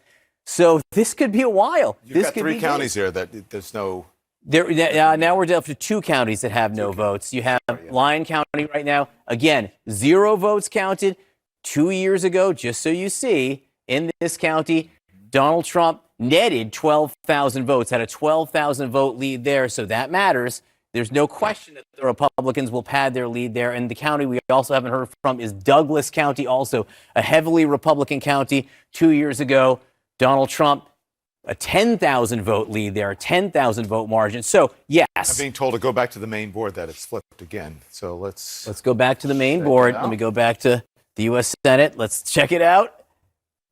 I'm still seeing red here. Yeah. I'm still seeing red in Nevada. You can see Adam Laxalt with a lead of about a point right now, 74% in. Maybe we're getting more votes and it could switch back to blue. But I think it could switch a few more times. Yeah. When we start seeing these county votes come in and we get more vote from Washoe County and more vote from Clark County, this is going to be a nail biter. We're going to be counting ballots in Nevada for some time, Don. Here in Nevada and in Georgia and elsewhere. Yep. You were talking about Georgia. Again, just so people remember, Georgia, just so people know, we haven't seen new votes reported yet from Georgia. Raphael Warnock with a lead there. But the reason that Don is saying we're counting votes in Georgia for some time is no one's at 50%. If no one gets to 50% plus one vote, there will be a runoff on December 6th. It looks like that's where we're headed. And the outstanding counties, there's, big blue counties, Atlanta, big cities, but there were lots of red dots all across the state. There we go. There we go. So 96% reporting. Of the 4% remaining, what you see here is the places where there's blue, that's where there's Democratic vote left to be counted. The places where there's red dots, Republican vote. The bigger the dot, the more the vote. You can see there are much bigger blue dots, but there are more red dots here. It probably at this point, according to the Secretary of State's office, won't give anyone 50%. So this looks like it's headed to a runoff. Thank you, John Berman. Hey, we still got a long ways to go, Caitlin Collins, and a lot to talk about. Long ways to go. We are going to be spending many more hours together. Let's talk about Nevada, the race that they were just looking at closely there over on the wall. Obviously, that's a state that President Biden won by just 3 points. Senator Cortez Masto is one of the most endangered incumbent Democrats. She's up against Adam Laxalt, who, of course, signed on to that lawsuit to challenge the 2020 election. He's been an interesting candidate because, remember, of course, he later scrubbed his election, his website of his mentions of Trump, of his mentions about disputing the 2020 election. What are you watching for there, Ron? Well, I mean, he's been a little bit more of a generic Republican than some of the more controversial Trump candidates who have run into trouble, like in New Hampshire and Pennsylvania and elsewhere. And he's been able to surf what has been a wave of economic discontent. I mean, there's almost no state that got hammered more by the shutdowns in the pandemic or by inflation after. But Nevada is a state where Democrats actually have an operation. I mean, you know, Richard Daley would appreciate what Harry Reid built in Nevada, and they have won a lot of close races. And, you know, the folks there, John Ralston, the guru of the Nevada early vote, you know, he just points out, as Harry and John did, that what's left is going to be largely Clark County mail votes that benefits Democrats. So no one can predict how this goes, but history would suggest this is a place where Democrats can win close races. Yeah. Yeah, listen, Democrats were worried about Catherine Cortez Masto because this is her first term. This is her first time running for re-election. Harry Reid isn't around anymore, but certainly his machine is still around. They were worried about the high gas prices out there and also looking at Latino voters to see whether or not this demographic realignment would actually show up, particularly around working class Latinos. We saw it in Florida. We may see a little bit of it in Nevada. Yeah. But listen, those unions that, you know, culinary workers unions that Democrats have been so good at organizing. I think we're going to see that tonight. But listen, Republicans were so bullish on Nevada. I mean, they were bullish on the Senate race. They were bullish on the governor's race, as well as the congressional seats as well. We don't know what's going to happen, but Democrats right now feel better about this race. Can I just add real quick? I talked this week to the Secretary Treasurer of the Unite here, and she had a great phrase. She said, "We are within the margin of effort in Nevada and Arizona and Pennsylvania." And that is kind of the mindset that has made that state more competitive for Democrats and obviously than it was earlier in the century. Yeah, and obviously that's something the White House is watching incredibly closely. They are celebrating the victories that they've had so far. A surprising night for some of them, Democrats who have been panicking. The House, though, we are still watching so closely of what is going to happen there, what it's going to look like. It's not the night that Kevin McCarthy thought they were going to have. We're all watching New York, I think, really closely. Obviously, the gerrymandering, the redistricting that happened there. You know, we talked to Sean Patrick Maloney's challenger, Mike Lawler, this week. He is a freshman Republican assemblyman. He may potentially beat him. He has put him in this tight race. And that matters. If you're watching at home, Sean Patrick Maloney is the chair for House Democrats, their campaign chair. He's the one responsible for making sure they keep their majority. What do you think that says for the rest of the seats that are up in New York still? I mean, it's extraordinary, right? I mean, who would have thought that if the Democrats lose the House because of the results in New York State? I mean, there are two ways to look at this. One is that, as you said, Lee Zeldin ran better than expected. Maybe not better than expected in the end, but he ran better than the Republicans have done in recent years, and that helped Republicans win a number of these House races. There's another way to look at it, which is that a Democratic court in New York State threw out a Democratic gerrymander, while a Republican court in Florida upheld an even more severe Ron DeSantis gerrymander. And those two decisions by these two courts may be the margin that flips the House.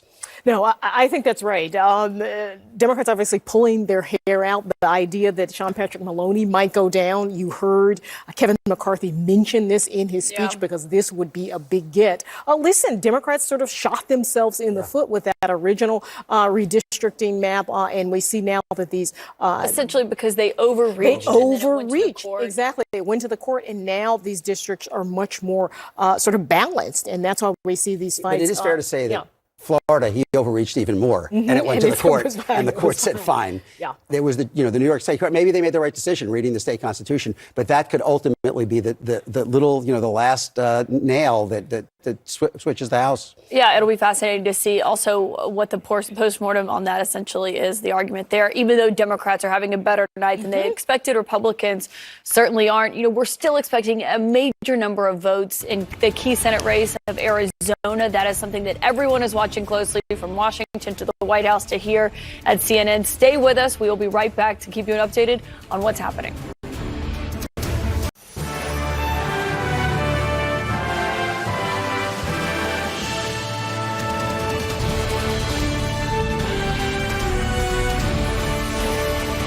It is the top of the hour, everyone. I'm Don Lemon. This is CNN's continuing coverage of election night in America. At this hour, control of Congress still at stake, and the balance of power in the House has been decided. Many of the races really just too close to call. But now I want to take a look at where we are as it concerns the balance of power in the House. First of the House, the party with the at least 218 seats. That will be the majority in the House. Republicans leading with about 195 seats at this hour. They need to win 19 competitive seats to gain control. Democrats have 176 at this point. Let's check the Senate now, the balance of power there. The chamber still hangs in the balance. Republicans still hoping to gain control of the Senate. And at this moment, all eyes are on 4 Senate races: Wisconsin, Nevada, Georgia, and Arizona. There are still no projections in those races. In Nevada, Senator Catherine Cortez Masto, the Democrat, leading at this hour. In Wisconsin, Democrat Mandela Barnes trails Republican Senator Ron Johnson. And in Arizona, where incumbent Mark Kelly is facing Blake Masters, right now they're separated by, get this, about 140,000 votes. Let's head to Georgia now. That's where Republican Herschel Walker and incumbent Democratic Senator Raphael Warnock, they are very, very, very close. I understand we got some new votes in. We'll head to John Berman in just a bit. If no candidate gets to 50% of the vote, that race could go to a runoff to Secretary of State. They're already predicting that. In Pennsylvania, a huge night for Democrat John Fetterman. CNN is projecting that he has defeated Mehmet Oz, the famous TV doctor. This is after Fetterman had a stroke on the campaign trail, recovered, and then, of course, an endorsement from Oprah Winfrey. Every county, every vote. Every county, every vote. And that's exactly what happened. We jammed them up. We held the line. I never expected that we were going to turn these red counties blue, but we did what we needed to do, and we had that conversation across every one of those counties. And tonight, that's why I'll be the next U.S. Senator from Pennsylvania. John Fetterman there in his victory speech. Standing by, Mr. John Berman monitoring the outstanding vote counts at the Magic Wall. Victor Blackwell is reporting on technical and legal challenges involving ballots all across the country. Our Harry Enton is digging through the exit poll data in battleground states. And our very own Caitlin Collins with Ron Brownstein and Nia Malika Henderson with the major takeaways tonight. Poppy Harlow, along with her political team of experts and commentators, will join us as well. And of course, our reporters are standing by live, coast to coast, covering every single angle. Let's walk over now very important man of the hour. That is Mr. John Berman, where he's going to take us behind the scenes of all of this. John, where do you want to start? All right, Arizona just got a bunch of new votes counted in Arizona, and you can see Mark Kelly's lead there is shrinking. He's now ahead by about 118,000 votes. An hour ago, it was more than 200,000 votes. That's just the way it goes. They're counting more ballots, maybe more Election Day ballots there in Maricopa County, which is where Phoenix is. This is a county that Joe Biden carried by 2 points. You can now see Mark Kelly leads by about nearly 8 points there. So still outperforming Joe Biden, but the margin getting smaller and smaller. Pima County, which is Tucson, Mark Kelly, again, way up there. He's up by 33 points. We just saw a bunch of new votes counted there. This was a county that went to Joe Biden by 18 points. And again, we saw Mojave County here. This is a Republican county, a vastly Republican county, a county that Donald Trump won by 51. Now Blake Masters leads there by about 30,000 votes. The margin much tighter in the Senate race. Let me just give you the governor's race here. You can see Katie Hobbs with 51%, Kari Lake at 48%. Kari Lake. That is shrinking too, right? It is, well, that margin is shrinking, but Kari Lake is outperforming Blake Masters by about 3 points. You can see he's at 45.4. Kari Lake is at 48.7. Again, that could be the difference between winning and losing, that 3 points there.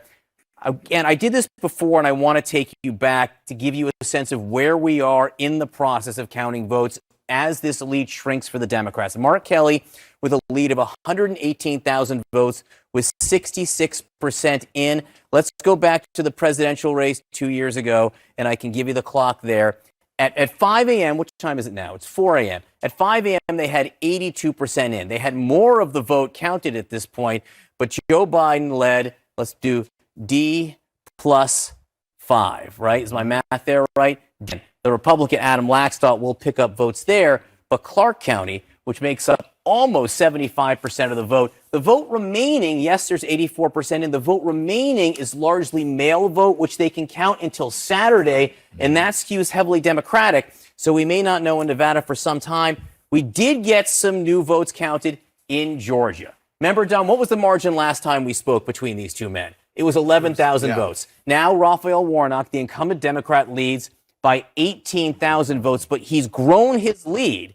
He now leads by 0.5%, but the issue is he's only at 49.2. The magic number in Georgia is 50 plus 1. 50% plus 1 vote. If Raphael Warnock doesn't get there, there will be a runoff on December 6th. And the way things are going right now,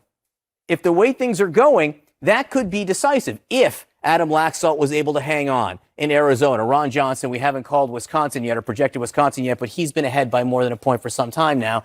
If Ron Johnson wins in Wisconsin and if Mark Kelly hangs on as the Democrat in Arizona, then control of the U.S. Senate will go down to the runoff in Georgia on December 6th. You can see the Warnock folks are pushing the car. They're trying. It's a long way to go. It's 0.8%. That's actually a fairly substantial margin at this point with not much vote left. I can show you where that vote is if you want to see. Again, the bigger the dot, the more the vote. So there are some votes still in Democratic areas there, but that would be an awfully big margin to make up with not too many votes left on. All right. Thank you very much, John Berman. Let's head over now to Victor Blackwell, who's at the voting desk. And I understand you have give us some context on what's going on in Nevada with the vote count there, Victor. Yeah, let's start there because the question is, where are the votes? When will we get the results? And let's take a tour here, starting in Nevada. Of course, we have covered over the last several weeks the concerns over drop boxes and security around those.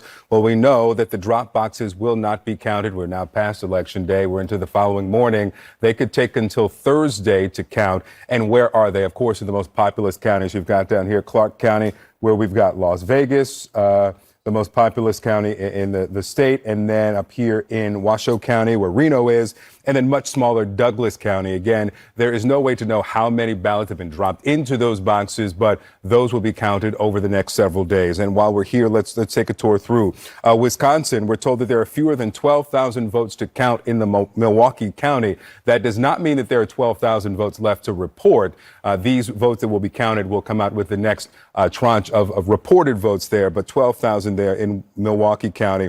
In Arizona, the estimate there in Maricopa County, the most populous county there with the biggest tranche of voters across the state, it'll take until Friday to count all those ballots. Of course, at the top of this hour, getting those new results, as John reported from Arizona, and the very tight governors and Senate races there. And in Georgia, where the prediction from Gabe Sterling with the Secretary of State's office, that's a prediction from the state, not a projection from CNN, is that race between Warnock and Walker will go to that December 6th runoff. What we're learning from Columbia County, a big amount of votes still out there is all the early votes.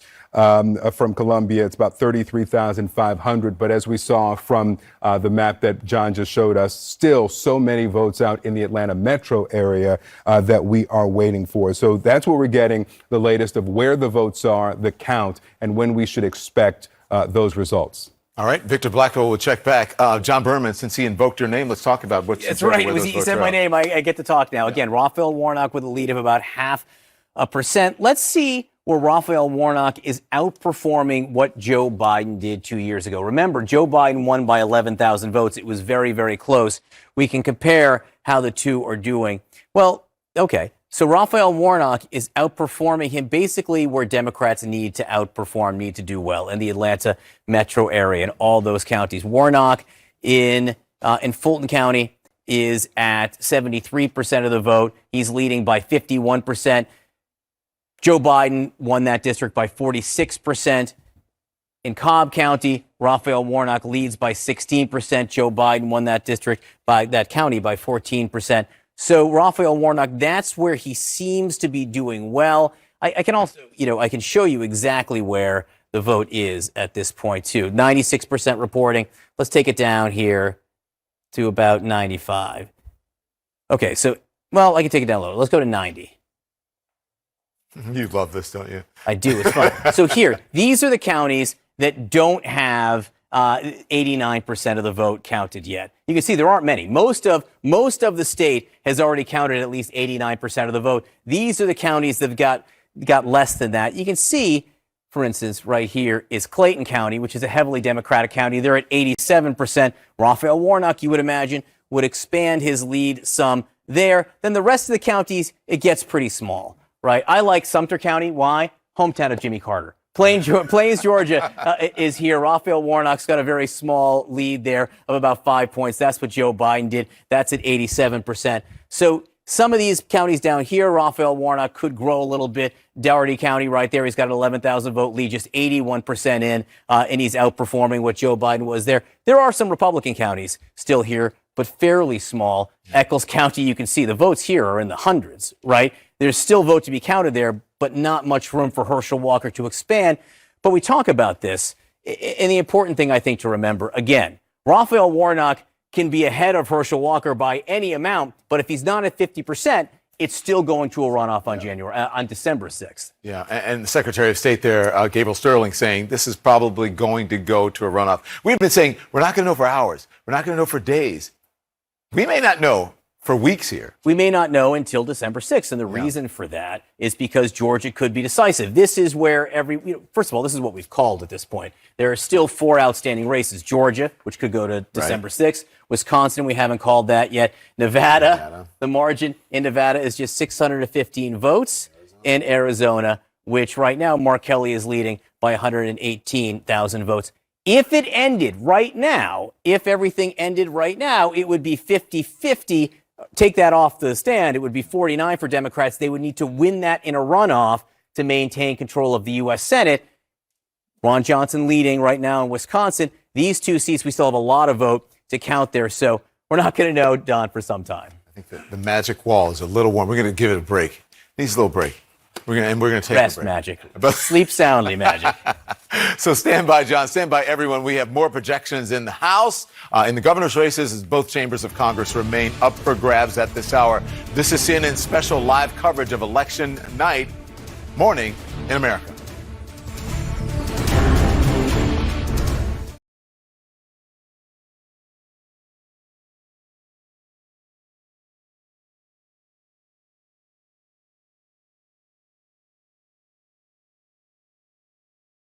Store.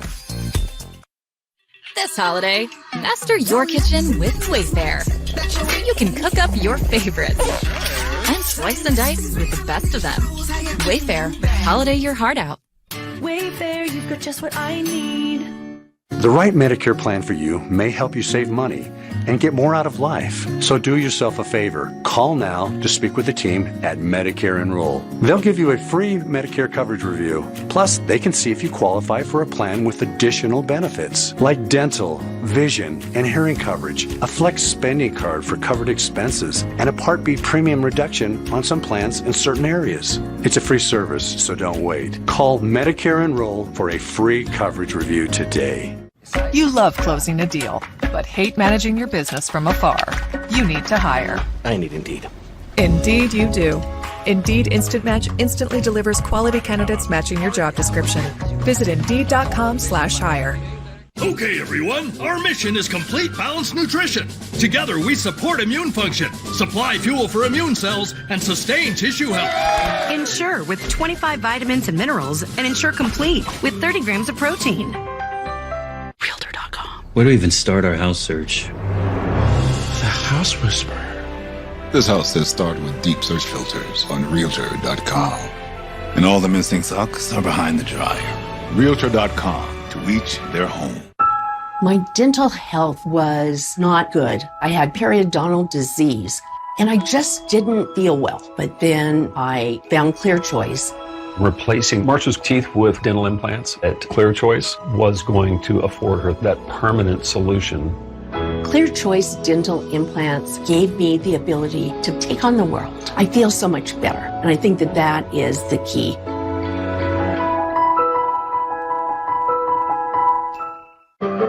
Home is a place to share with the ones you love, and at Stanley Steamer, we love homes. However you choose to celebrate the season, we're here to make sure that your home is clean and safe for the holidays.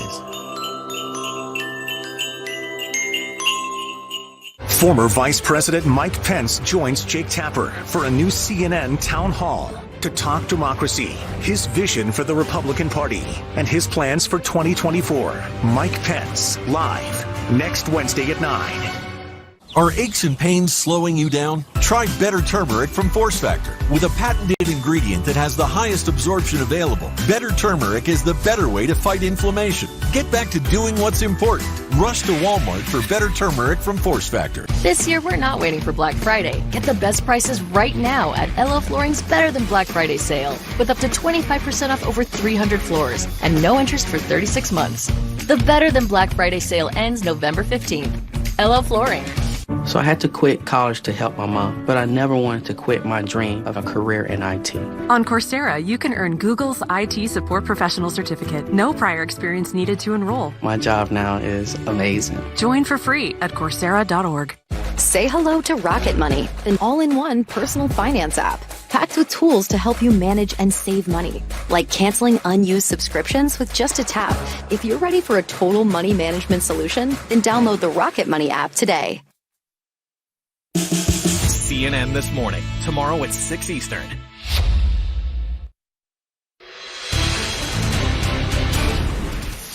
Democrats have flipped the Republican-held Senate seat in Pennsylvania. A short time ago, the Republican Mehmet Oz issued a statement saying that he called Democrat John Fetterman and conceded the race. Our Brian Todd joins us with the very latest from Pittsburgh. Brian, look, obviously concessions are important. Been tracking them. There's been some very important concessions from both parties today. Fetterman, though, had a very strong showing throughout the state. He certainly did, Aaron, and one of the reasons that he did was because he didn't shy away from campaigning in rural Republican counties where many analysts thought it might be a red sweep. And Fetterman spoke about that strategy of campaigning in those Republican counties during his victory speech early this morning. Take a listen. I never expected that we were going to turn these red counties blue, but we did what we needed to do, and we had that conversation across every one of those counties. And he certainly did turn some of those red counties blue. That's one of the reasons he won. Another factor being talked about this afternoon is the endorsement factor. Did Oprah Winfrey's endorsement of John Fetterman maybe help him with those suburban women voters that were so crucial in this race? And conversely, did Donald Trump's endorsement of Mehmet Oz help or hurt him? That's part of the big post-game discussions this afternoon, Aaron. All right. Thank you very much. And there's a post-game in Pennsylvania, obviously not in many other places. As of right now, we obviously still cannot tell you who will control the Senate or the House. Bakari Sellers is with me, Democratic former state lawmaker from South Carolina, along with Ana Navarro, our political commentator, Ashley Allison, who worked on President Biden's presidential campaign, and the Georgia Republican Lieutenant Governor Jeff Duncan. So, Ashley, President Biden actually campaigned with Fetterman. Fetterman was one of the few people who would have him. Fetterman is one of the few who, came out on top, and it was clear, and we knew that relatively early, while we're still awaiting other races in which Biden was not present. Were people wrong about Biden? The Biden agenda is what people want. We're talking about raising wages, saving democracy, protecting women's constitutional rights. The voters sent a clear mandate in 2020. And the thing about politics is so funny is that Biden actually did everything possible to deliver on the promises he made for voters in 2020 on the campaign. And so in 2022, you're actually seeing people say thank you, showing up for those candidates. I think we will still see what happens in these other races. I think these Democratic Senate races, they're going to pull it out. Georgia, we all said it was going to go into a runoff. It probably is. I still think Warnock will pull it out. But Biden's popularity, I think, was overplayed this cycle. The agenda and the policies that he is pushing is what people in America want. Okay, so Lieutenant Governor, this is going to be the crucial question to figure out. Is what Ashley's saying true? Was this a pro-Biden agenda, or was this an anti-election deniers MAGA? Yeah, I think it's an anti-election. I think there's folks that wanted to flee away from Donald Trump and Joe Biden. I mean, just their travel schedule in the last few weeks was enough evidence to know that folks didn't really want them there. Now, Pennsylvania, he showed up, and some other places, President Trump showed up. But at the end of the day, this was an economy question, and folks felt the real economy. And it's hard to explain inflation. It's hard to explain layoffs. It's hard to explain drop in the equity markets. But it's real. People feel it in their paycheck, and they feel it in the anxieties in their community.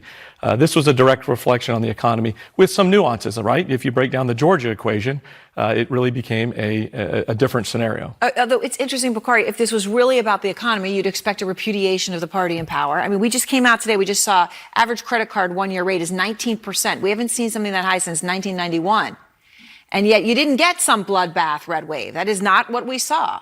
Well, you also had the most jobs created in a 2-year period of any previous president. So, I mean, when we talk about the economy, you can't just talk about it in a vacuum with what's happening a few miles away from us on Wall Street, but actual jobs being created in Georgia and everywhere else. But I think that we might have missed something. And the White House actually got this part right. We were sitting here yesterday and we were questioning whether or not people were actually voting because of democracy being on the ballot. And we know that was his closing message. And it appears that some people actually did vote like democracy was on the ballot. I think that when we were watching the voters and people were talking about inflation and abortion, there were also some people who were like, I'm scared to death of that crazy MAGA Republican who doesn't believe in democracy. And so I think that played a role. And one of the things also that has to be stated is that for the last 3 months, I know the White House is spiking the ball, but just across the little street right there, Kamala Harris has been on the road for the last 3 months.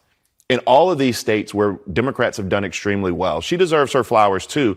And I think that they figured something out about allowing Kamala Harris to actually get outside of Washington, D.C. and get outside of that bubble and shake free of the advisors. Well, I mean, I feel like you're hinting at a broader conversation here, which we should have. But I mean, it's a transition. I'm getting better at TV. I see where you're going. I see where you're going with that. But this is okay. So we've got President Biden's going to be giving this press conference in just a couple of hours. Well, obviously, we'll hear it here live. Coming into this, you talk about spiking the ball. They are. They're excited. They didn't think it was going to look like this. They said we have defied historical trends. No matter how this turns out, that is true. And yet the bottom line still may be, and we don't know who's going to control the House, but if it is the GOP, the Biden agenda would still be stymied. That's true, right? So it's hard to claim victory and to spike the football when the Senate and the House may go Republican still. But you know what? Today is the day to do that, because if it goes Republican, the House or the Senate, It's not going to be for days or weeks, maybe even a month when it comes to Georgia. Right. And I want to tell you, though, because I want to talk, I've been dying to talk about Florida. Yes. And I think it's being completely misread. I think the narrative is all wrong. Okay, so hold on. Let me just put a pause on. The narrative is Ron DeSantis is the king of Florida and has done what no one thought could be done. That's the narrative. Now correct Which I told you yesterday was going to be the case. Yes. I told you he was going to win bigly. But listen, Ron DeSantis barely won in 2018 by 35,000 votes by the skin of his teeth against a black, progressive, little-known mayor from Tallahassee, Florida. Yesterday, he won by 20 percentage points. Why? Because he gamed the system. Because he turned Florida into an unlevel playing field. They changed election laws, making it harder to vote by mail. They paraded a bunch of people, black people, that they arrested for voting fraud, and paraded them in front of national media. He created an election police. He also was very good in responding to hurricanes and other tragedies. He also invested and laser focused on Miami-Dade. And in the meantime, turnout was 10 points lower than it was in 2018. In 2018, it was 63%. Yesterday in Florida, it was 53%. So that's not a red wave. Red wave is when people go out to the streets and vote. When you have, what you had is a depressed, deflated vote, Democratic vote. And who can blame them when you nominate a corpse? Yes, he won bigly, but he won against a corpse, a political corpse, and that's an insult to corpses. I apologize to cadavers everywhere. I'm going to just put a pause because I know we will come back, I promise. All right. Next, a major victory for the Republican governor, Ron DeSantis. Turnout may be lower, but everybody may remember, Bill de Blasio called it a mandate. Turnout was down, and it was a mandate. If you vote, you vote. All right. What this win for DeSantis could indicate. We'll be back.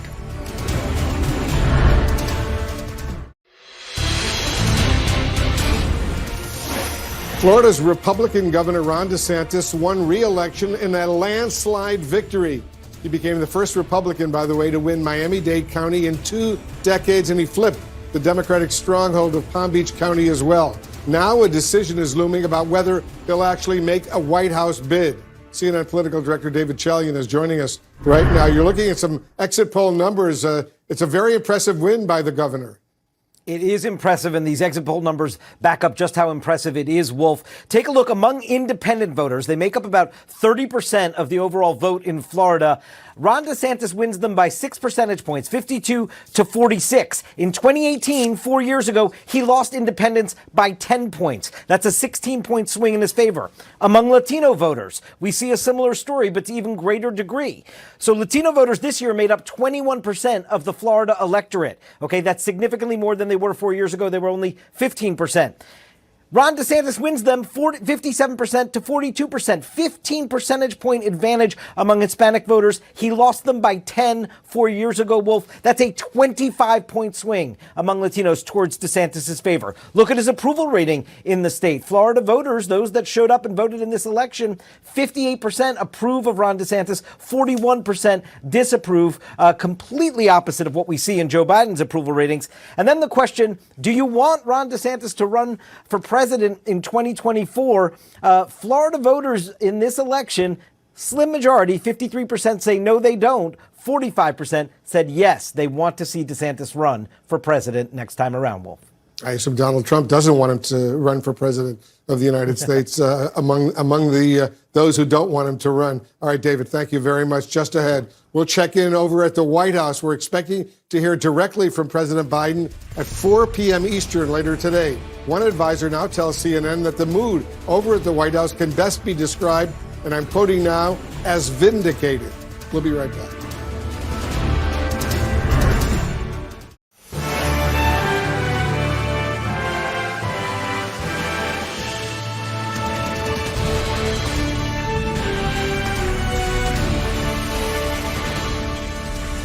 Plenty of action, but no final answers. We want to welcome our viewers here in the United States and around the world.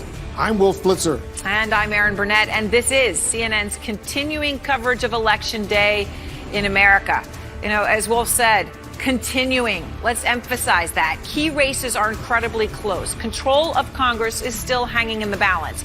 Every vote that is counted, every race that is called in the next few hours could make the difference, Wolf. You're absolutely right, Aaron. So far, no red wave. Repeat, no red wave.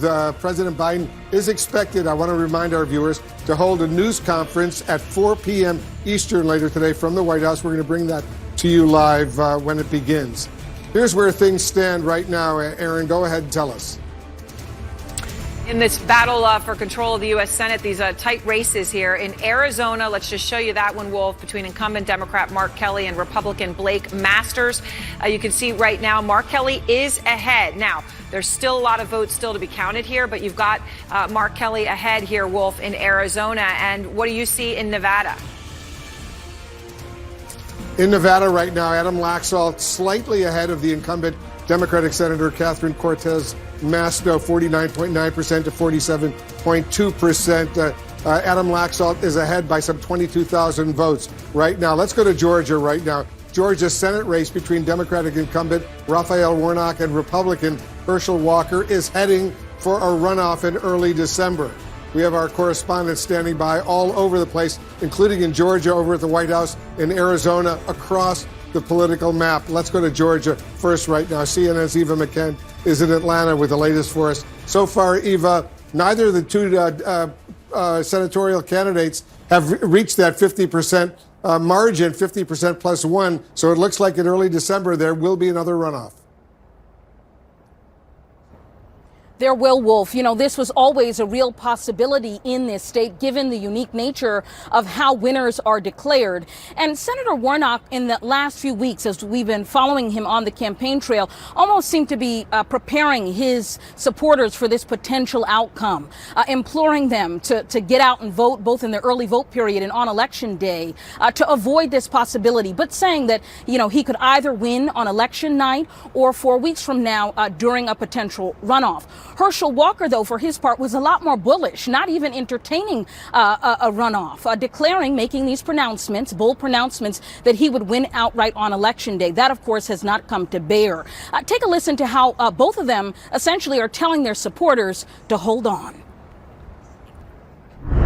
But whether it's later tonight or tomorrow or 4 weeks from now, we will hear from the people of Georgia. If you can hang in there a little bit longer, just hang in there a little bit longer, because something good, it takes a while for it to get better. And it's going to get better. Now, we know that Republicans are feeling a little squeamish this morning, and that is because Herschel Walker underperformed incumbent Republican Governor Brian Kemp, specifically in the suburban areas, earning about 163,000 more votes. So this is going to continue to be a battle ahead for the next 4 weeks here. If anyone thought that this would wrap up on an election night, they were sorely mistaken. Wolf? All right, it's going to be a very, very, very exciting few days coming up in Georgia right now. Aaron, back to you. I know, Wolf, it really is. I mean, all eyes on Georgia. So let's go to Gabe Sterling. He is the chief operating officer at the Georgia Secretary of State office. You know, Gabe, as Wolf and I are sitting here, CNN projecting that the Senate race between Senator Warnock and Herschel Walker is indeed headed to a runoff. Are you ready for that?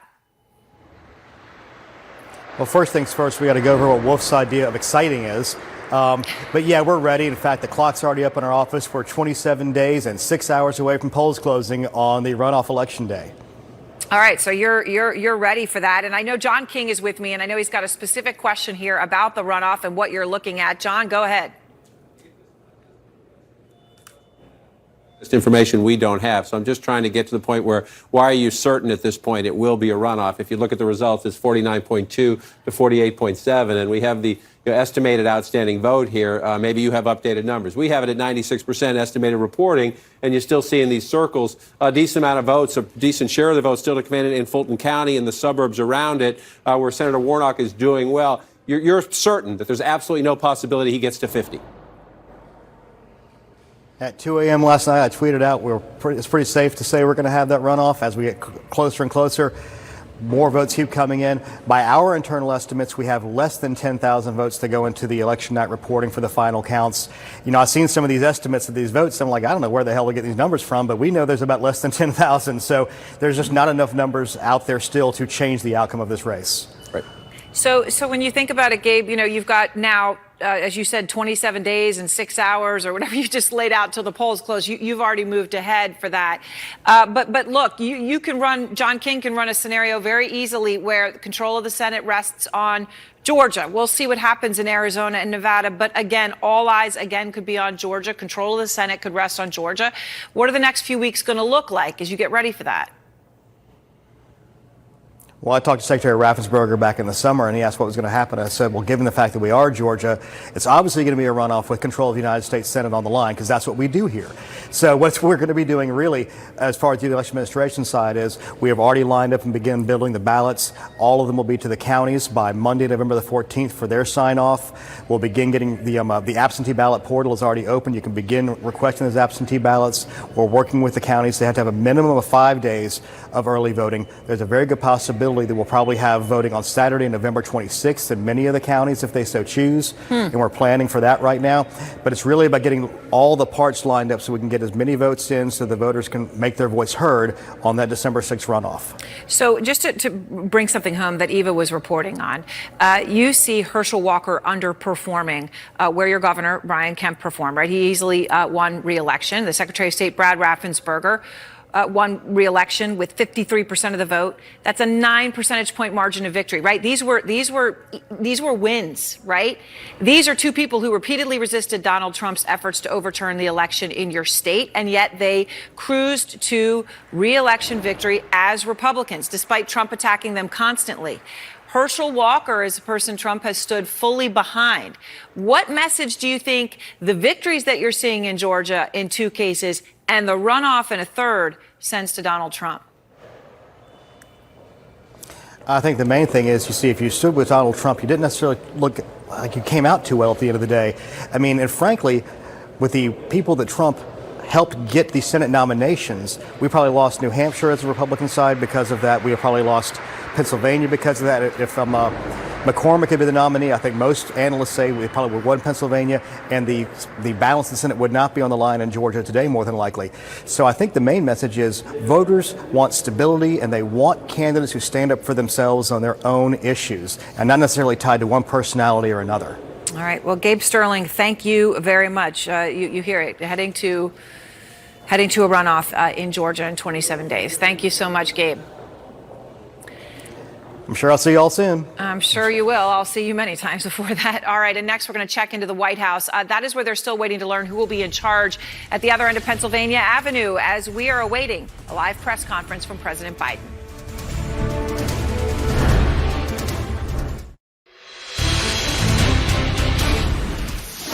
We're back with another important key race alert right now. New numbers in the very, very critically important Arizona Senate race. The incumbent Democrat Mark Kelly and the Republican challenger Blake Masters. Let's take a look at the latest numbers just coming in. 69% of the estimated vote is now in. The incumbent Senator Mark Kelly, the Democrat, he's ahead by nearly 90,000 votes over Blake Masters. The challenger, 51.4% to 46.4%. Mark Kelly slightly ahead right now in this critically important Arizona race. We have not yet made a projection in that contest. According to election officials, by the way, in Arizona, there are still more than 400,000 ballots that are left to be counted, specifically in Maricopa County. CNN's Sarah Seidner is in Phoenix for us, where they're currently processing and counting these ballots. What's the latest, Sarah? About 86,000 of those 400,000 votes that are still yet to be counted here in Maricopa County have been signature verified, and they are counting them as we speak. So those are going through the process. We will know by the end of the evening here, Arizona time, some new numbers for you. But there was some really pointed comments being made by election officials here today. We heard very strong comments about some of the accusations being made by Republicans, whether it be online or on camera to media organizations. Basically, Republicans are accusing Maricopa County of conducting a fraudulent vote. They are also accusing them of being criminal because of some of the issues that happened with the printers that did not work, did not print dark enough ink, and therefore it could not be tabulated in some of the voting centers. I do want to let you hear from Bill Gates, who is the head of the County Board of Supervisors here in Maricopa County, responding to what happened because of all that and to the accusations being made against him and all the officials here who have worked through the night to try to make sure that every single vote is counted. When they say criminal, I don't know what they're talking about. There was a lawsuit that was filed in Maricopa County Superior Court. I didn't follow the entire hearing, but I don't think the word criminal came out of the mouth of the lawyers for Blake Masters' campaign, for the Arizona Republican Party, the RNC. So you heard that there. He's like, no one in court who sued to try to keep this voting, the polls open longer than from 7 p.m. to 10 p.m. The judge denied that, but no one in court, not the RNC and not Blake Masters' lawyers, said anything about criminal or anything about fraud. They just wanted to have things extended. The judge decided there was not enough evidence to allow that to happen, and polls closed at 7 p.m. as scheduled. The vote continues. We will hear more about the numbers. About 70% of the vote has been counted so far. Aaron. All right. Thank you very much, Sarah. So we're joined again by CNN political director David Chalian as all eyes are on Arizona. It's amazing, David. 400,000 votes left in Maricopa County this morning. They said 300, right? The numbers as they figure out the situation, right? They're able to get more and more specific. But as Sarah Aaron, said, hopefully knowing by tonight, Yeah, and what's so important to understand, right, is that the ballots that get dropped off later or on Election Day, at least in 2020, they were materially different. That was much more a pro-Trump vote or Republican vote for those late arriving ballots into Maricopa. And that's why 2 years ago, we saw the Biden lead dramatically narrow to end up only winning that state by 11,000 votes. Yeah, it is pretty incredible, right? So we'll see what happens as that comes in. It's like hour by hour. And obviously with the time change to the East Coast, as Sarah said, it could be very late tonight before we get another massive sense of how things are going. But what do you know about from the exit polls or from what voters in Arizona were saying? Yeah, so we wanted to take in a look at this issue of sort of election denialism because Arizona has been sort of the hotbed of election denialism in this campaign season, Aaron. And so we asked voters, are you confident that your state's elections are fair and accurate? And Arizona voters in this election, the plurality, 43%, say they're very confident.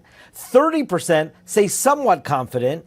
And the smaller groups by far are 18% not very confident, 8% not at all confident. So now I want to look at how those two larger groups, how they split their vote between Kelly and Masters in the Senate race. So among those who are very confident, that largest share, that 43%, who are very confident in the state's elections, Kelly wins them 85% to Masters 13%.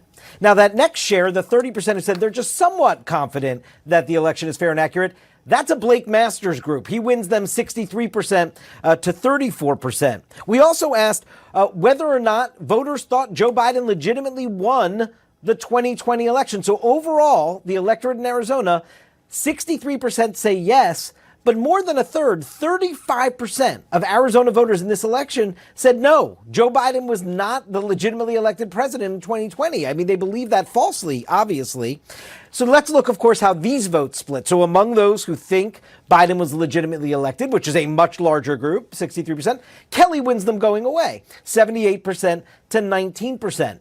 And of course, as you might expect, among those who do not think Joe Biden was legitimately elected, who falsely believe that, that's just the base of Masters support here, right? 94% of them go to Masters, 3% go to Kelly, but they make up a much smaller share, about a third of the overall vote. It's pretty amazing. I have to say, I don't ever remember a time seeing 94% of anything on an exit poll. You may have just made history there. 94% of election deniers support Blake Masters in this race, yes. All right. Thank you so much to David Chalian. And next, we're going to go back to the magic wall, talk about where the balance of Congress appears to be headed, as still we do not know who will control the House or the Senate.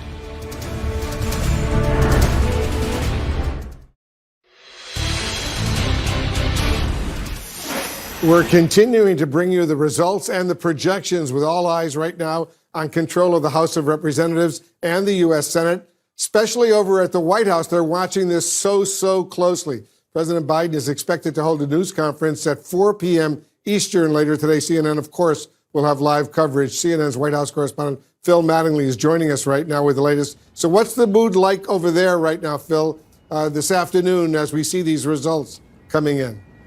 You know, Wolf, in conversations with more than a half dozen senior advisors over the course of the last 12 hours, you pick up kind of a mix of vindication and resolve. And those two descriptions aren't necessarily mutually exclusive. I think they kind of tie into one another, and it will get to something that I think you'll hear the president talk about in just a couple of hours in that post-election press conference. White House officials have been very clear. They believe that their kind of multi-pronged messaging approach in the lead up to the midterm campaigns was going to be effective, even as it was being criticized from some within their own party. It's the kind of disparate focus on abortion on one sense, student loans on another, really trying to hit at key constituencies throughout the Democratic coalition and to some degree independent voters as well. They believe the results that have come through so far really kind of back up that approach, vindicate a strategy that some Democrats said wasn't nearly focused enough, wasn't nearly narrow enough to really kind of attack the primary issues that Democrats felt were real vulnerabilities. In terms of the resolve, though, I think there's also a recognition of the reality here. There is a very real possibility,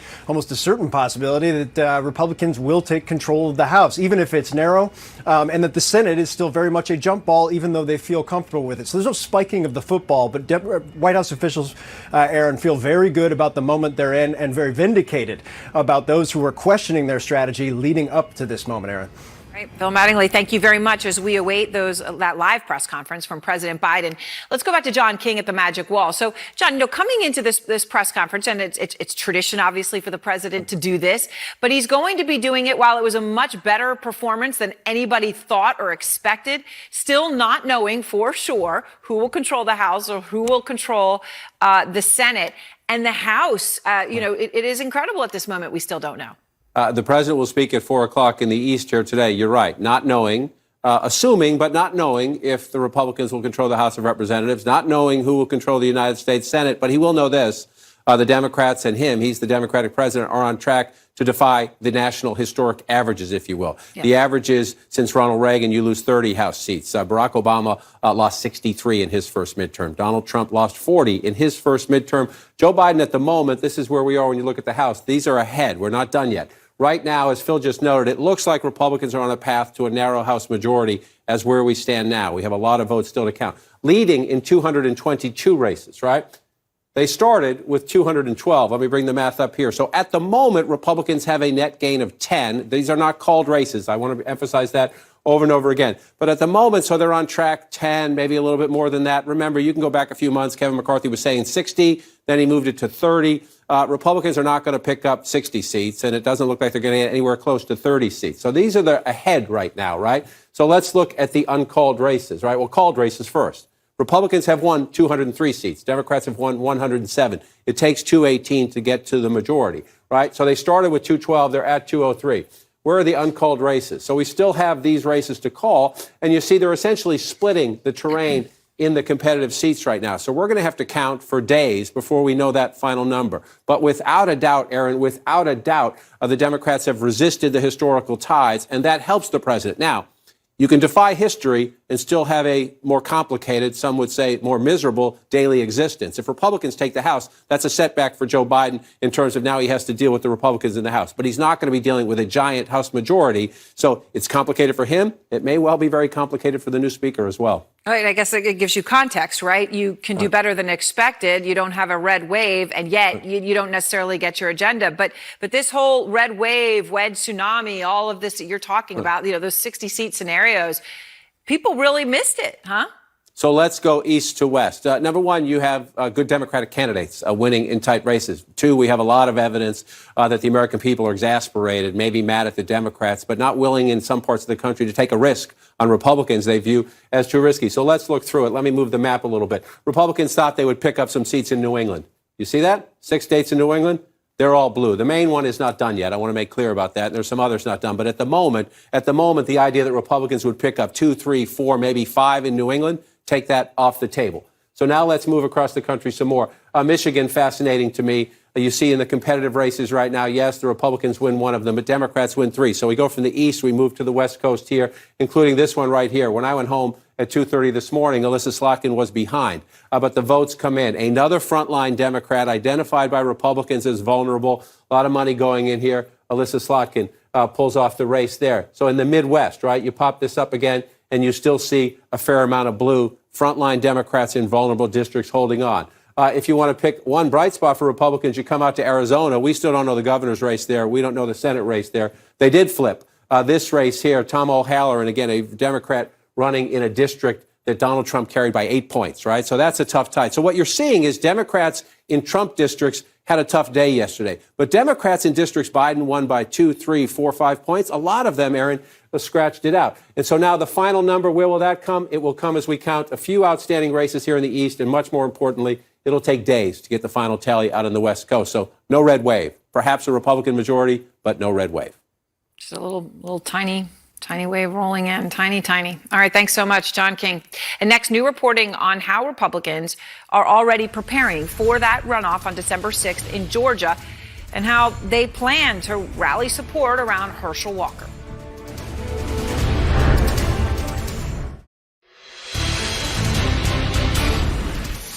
And we are back. Key race alert in Nevada, where the incumbent Democratic Senator Catherine Cortez Masto and Republican Adam Laxalt are in an incredibly tight race. Right now, Adam Laxalt is maintaining his lead, 49.9%. His margin right now, 22,595 votes ahead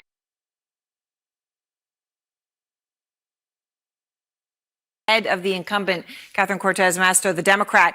But the key, only 80% of the estimated vote is in. And so much of that outstanding vote is in Clark County, Las Vegas, an area Biden won handily and where Catherine Cortez Masto, of course, have been running ahead of Adam Laxalt. So this is why we are waiting for more numbers to come in there. And our Rosa Flores is in Las Vegas with some new reporting on the vote count coming in. What do you know, Rosa? Well, Aaron, the new information that we're getting into the CNN newsroom is out of Washoe County. This is in northwest Nevada. And the reason why this is important is you just mentioned that Laxalt was ahead of Catherine Cortez Masto by about 22,000 votes. Well, there's a batch of 20,000 votes that are being counted now in Washoe County. Now, these are mail-in ballots and also drop-off ballots that were not counted yesterday. They are being counted today. So those numbers are not in the tally. We're just learning here at CNN that everything is going smooth sailing in Washoe County. They're expecting to finish that batch of 20,000 votes today, and so we should see that reflected at some point today. Now, once they receive the mail-in ballots from Wednesday, they're going to start processing those as well. So there are more. The big question, of course, is how many more mail-in ballots are out there? And the answer is nobody really knows, because this is the first midterm election in which Nevada has this new policy where every registered voter gets a ballot in the mail unless they opt out. And so long as that ballot is postmarked by yesterday, which is Election Day, it can be counted so long as it comes into the registrar's office by Saturday. And so, Aaron, that is the big question. In a race like this, where the margins are razor thin, this batch of 20,000 ballots is so important, because we could see that margin slim down. We could see it widen for one candidate or another. We just don't know at this point. Yeah, we just Erin? don't know. And crucial, as you say, the batch, 20,000 that we're awaiting perhaps soon here today. The margin of victory right now, 22,595 in favor of Laxalt. And that's just, as you point out, from Washoe County, not even talking about what still is outstanding in Clark County, home of Las Vegas. All right, Rosa, stay with me, but I also want to bring in Tabitha Mueller now, the political reporter for the Nevada Independent. And Tabitha, you have been watching this and crunching these numbers. I just want to start with where Rosa just finished here and the point she was making, that they don't yet know how many mail-in ballots there are. So it's very hard to know, if you don't know the overall number, where we are in this process. What more do you know about the mail-in situation in Nevada? Right. So we don't actually know where the full mail-in numbers, and we're going to still be receiving mail-in ballots through Saturday. But I think it's really important to note that our numbers are showing in Washoe County about 57,000, just looking at kind of the numbers that have come in and what's moving forward.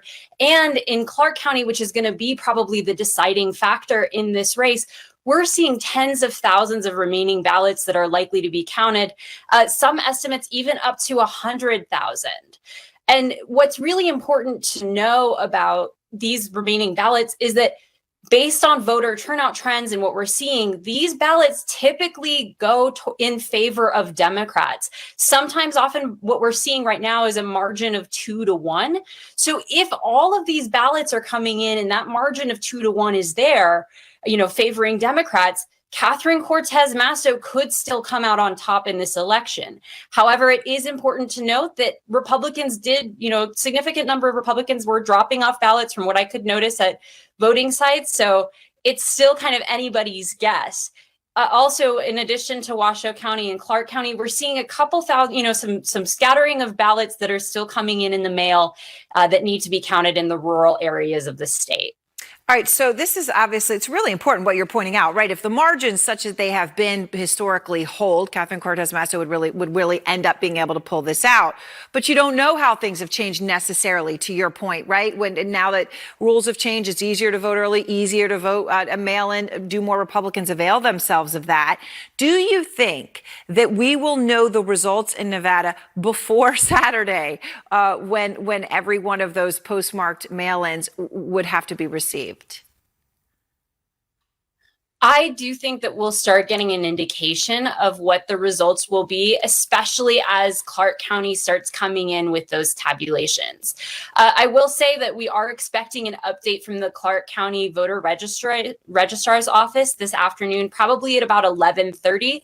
So that might give us a better indication of how many remaining ballots exactly are there left to count, and when can we expect to know enough of a margin to be able to call a race? Right, and I just should emphasize to everybody, you say 11:30, so that's 2:30 Eastern for those watching on the East Coast, but that's a crucial time, right? I mean, and you're talking about possibly the entire balance of the Senate at stake.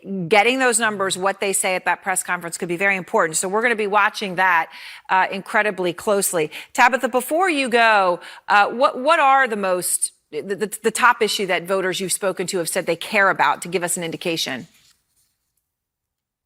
So I think it also depends on what voters were talking about. When I was out at when I was out at polling locations yesterday, I spoke with Republicans who were really emphasizing that the economy was a top issue for them, as well as inflation and high housing costs. I spoke with a voter outside the Sparks Library here in Washoe County, and just down the street you have Siegel Suites, and they're talking about how rent is going too high and they don't know how to deal with it, and what happens if you can't make minimum wage to afford that? Yeah. On the other hand, I spoke with a lot of younger voters at UNR and sort of people that identified as Democrats, and their top issues were abortion, as well as civil rights. And we had some people also talking about trans rights too, in some of the statements that have been made in this election. All right, Tabitha, thank you very much. Interesting to see what voters care about, Wolf, as we get ready in the next 40 minutes or so for what could be a very important update from Clark County.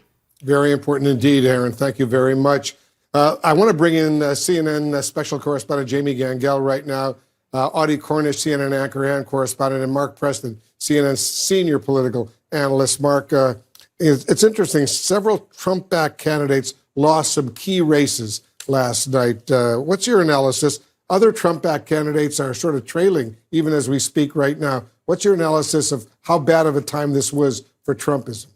I mean, it was terrible. We had this conversation about this time yesterday about would he take credit or would he take responsibility? And he's clearly not taking responsibility. In fact, what was telling last night, two tells last night. First tell was when he gave his speech down at Mar-a-Lago, because he had a victory party, even though he wasn't on the ballot or what have you. But that's Donald Trump.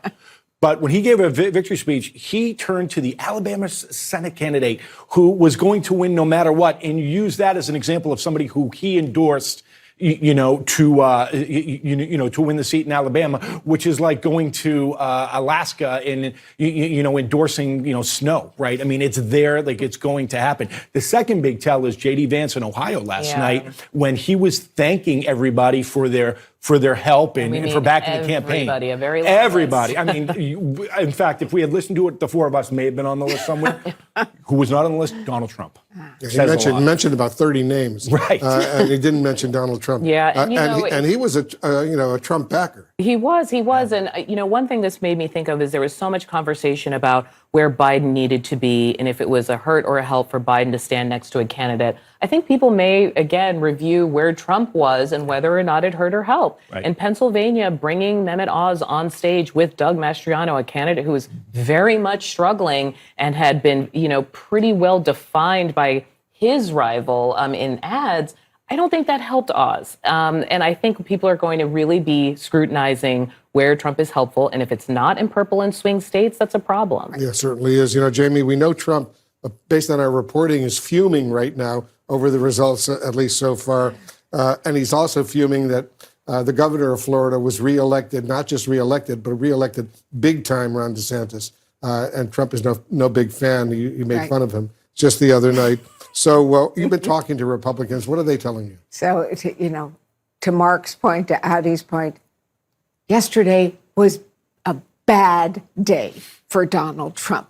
No question about it. It also, by the way, was not a great day for Kevin McCarthy, who it looks like he's going, Republicans are going to take the House. But if it is a slim margin, he's going to have a tricky path navigating it with the Freedom Caucus. But to go back to Donald Trump. So what does this mean to him? He is never going to take the blame.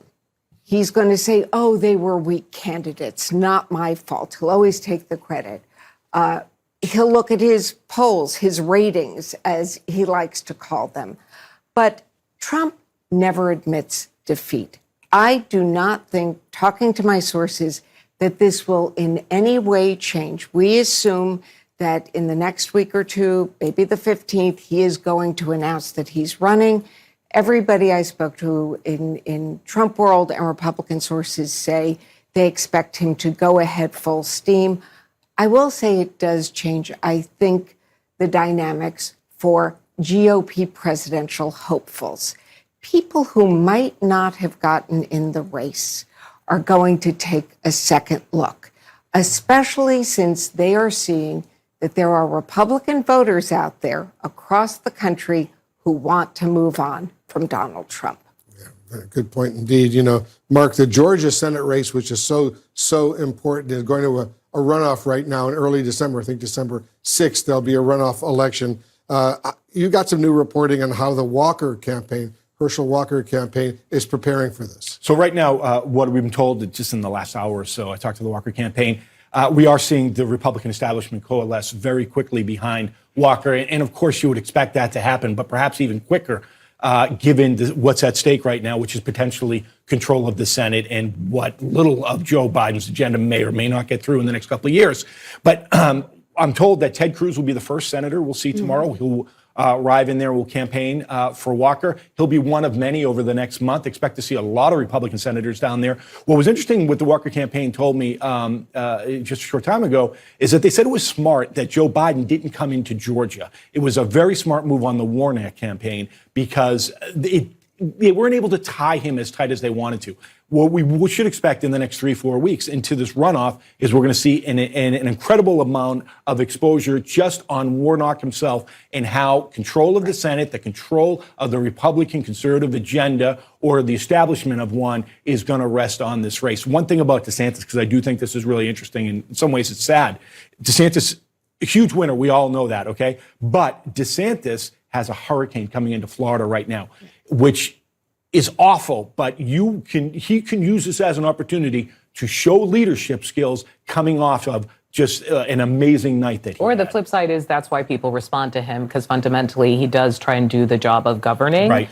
And I think while this wasn't a referendum on Trump in the way people expected, it was a referendum on Trumpism. What does it mean to be that kind of candidate? Does it involve election denial? And do swing and independent voters actually want to go with you going forward into the future with that agenda? Yeah, he did have a very, very impressive win in Florida, DeSantis. All right, guys, everybody stand by. A lot more coming up, including we're getting right now some new reporting from Capitol Hill on the Republican plan as we wait to see which party will control the U.S. House of Representatives and the Senate. We'll be right back.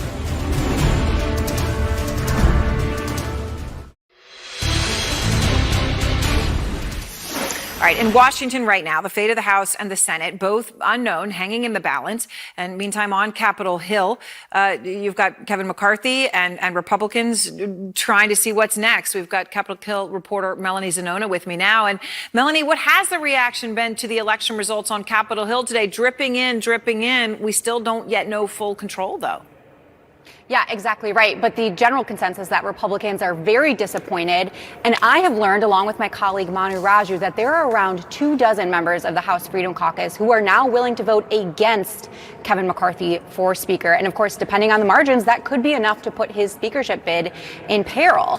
And now there are 2 votes that McCarthy is going to have to get through. First, there is an internal leadership election among Republicans. He only needs a simple majority for that vote. And then there is a floor vote in January where he needs 218 votes. But the strategy right now among House Republicans is to try to put up a candidate, a challenger during that first internal leadership election vote. And that way they'll have someone to vote against and to vote against McCarthy for. And the thinking there is that they want to send a message to McCarthy, show him that he doesn't have the votes for that floor vote, and try to force him to the table so that they can demand some concessions out of him. And they want a number of things, mostly related to trying to get more power. Meanwhile, Kevin McCarthy wasting no time trying to lock down these votes. I'm also told that he had a call today where he tapped a number of allies to start whipping support for Speaker. But no doubt, this is going to be a messy process, even if Kevin McCarthy does get there in the end, Aaron. Certainly, but really important reporting, Melanie, because so he would have perhaps thought and hoped it would go very differently. But to have something like this happening already before they can even confirm that they've won the House, it says so much about what we may be in store for. Thank you so much, Melanie Zanona, reporting live from Capitol Hill. And next hour, we're going to speak with the top official from Maricopa County in Arizona, because that is where, as we talk about not knowing, hundreds of thousands of votes are still being counted in these crucially close races in the case of Arizona for both Senate and governor.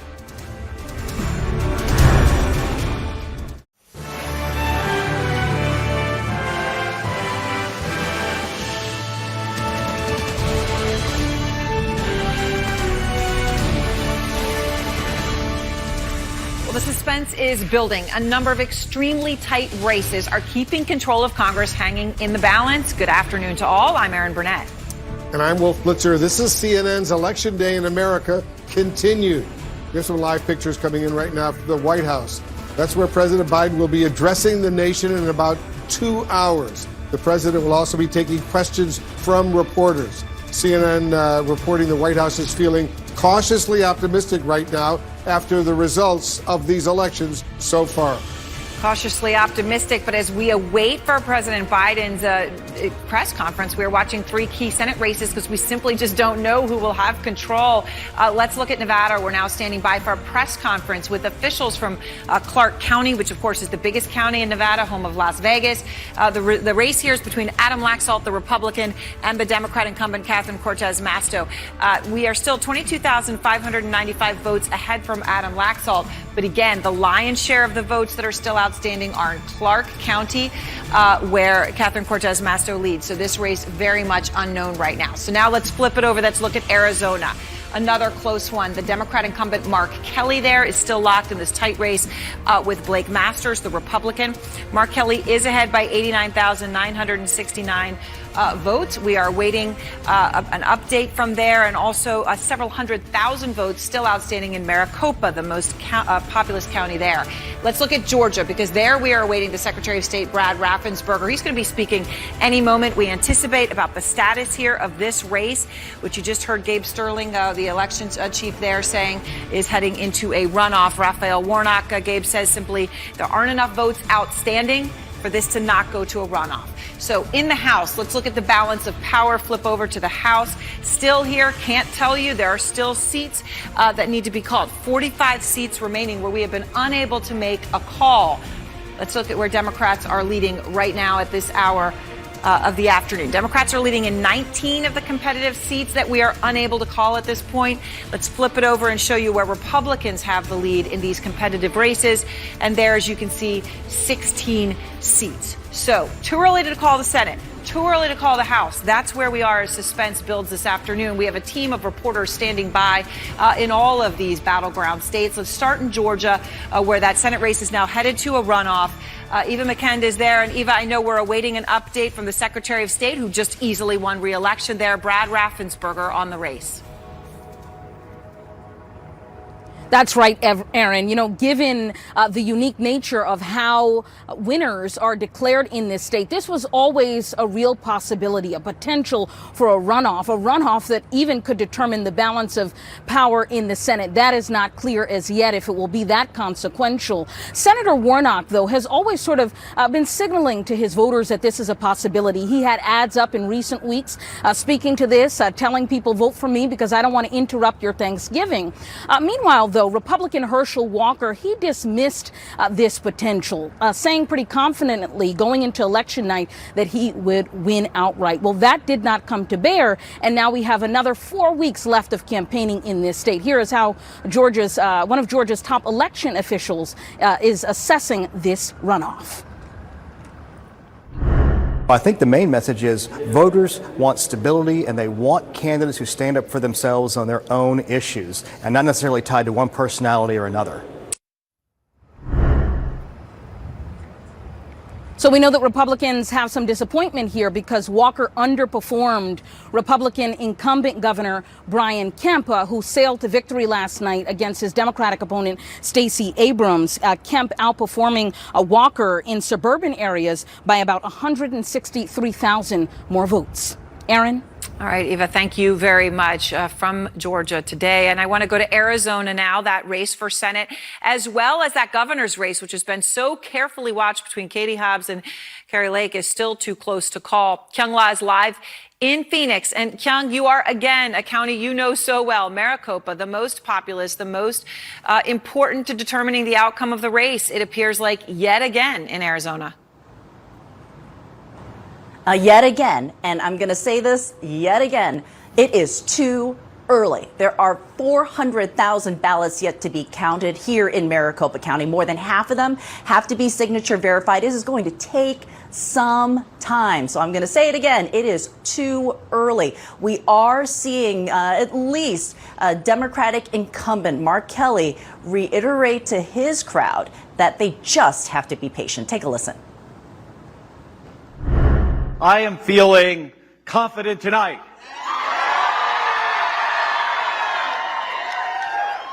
Now, at the same time, it doesn't look like we're going to have the final results for a little while.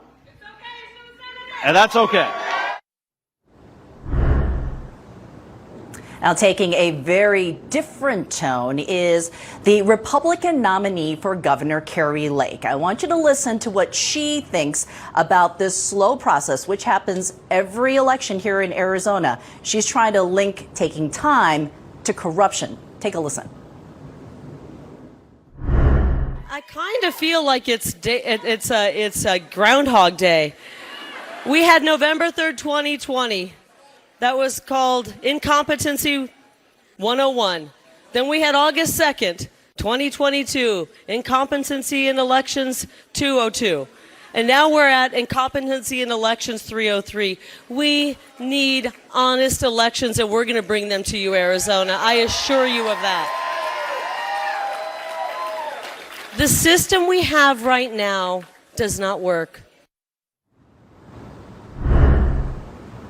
Let's stress that there is no evidence that anything went wrong with the other elections here in Maricopa County, despite what the politicians are saying, have said, and are still saying.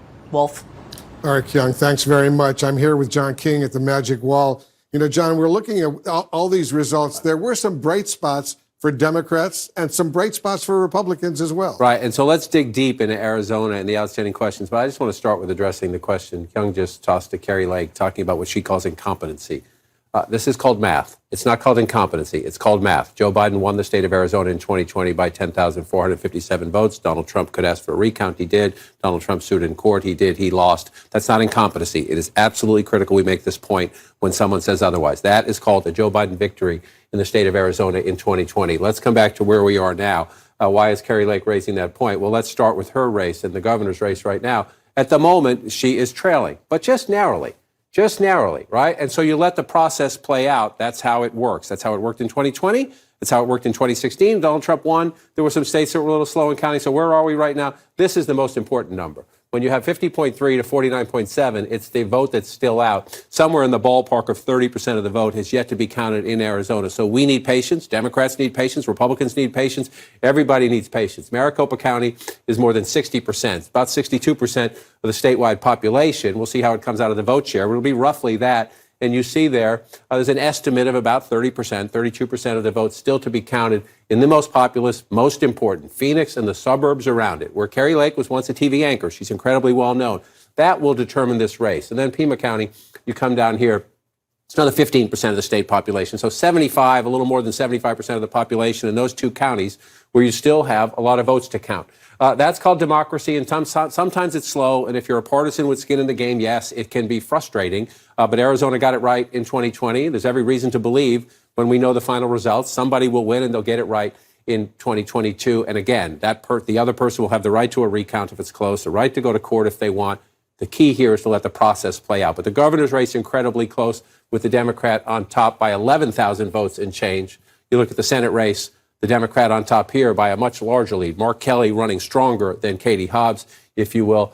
Blake Masters at 46%. But again, as Mark Kelly noted to his supporters, he feels good about that, and he should. 51, beats 46. But again, it's the same vote count. It's the same vote count. What we are seeing is that Kari Lake is running stronger. Look at Maricopa County. Again, Phoenix and the suburbs around it. Blake Masters getting 45% in the votes counted so far. And then you look at the governor's race. Kari Lake getting 48%. She is at the moment running a bit stronger in the suburbs around Phoenix, and that can matter. But we're on the second day now, and we lived through this in 2020. The most important part, Wolf, is in a complicated, very contentious and competitive battleground state. We need to wait, and it may take some time. 30% of the vote is still outstanding. Right. It just may well take some time. Now, when it comes to the battle for the United States Senate, you can understand why both parties are anxious to know the final result, because this race is one of three left undecided at the moment, uncalled at the moment, that will be absolutely critical to the balance of power in the Senate. When you come to the governor's race, this is one of the 5 or 6 states that will be critical in American presidential politics for the foreseeable future. And so who do you want, who do you want with the job of certifying the election come 2024? The Republican governor now, Ducey did that. Katie Hobbs was the Secretary of State. Kari Lake has a very different view. So both of these races incredibly consequential, but it's just math. We have to finish. As we say, the stakes right now are enormous, enormous indeed. Coming up, we'll check in on the races in New York, where the Democratic governor survived a tough fight against her Republican challenger, who conceded just moments ago. We'll be right back.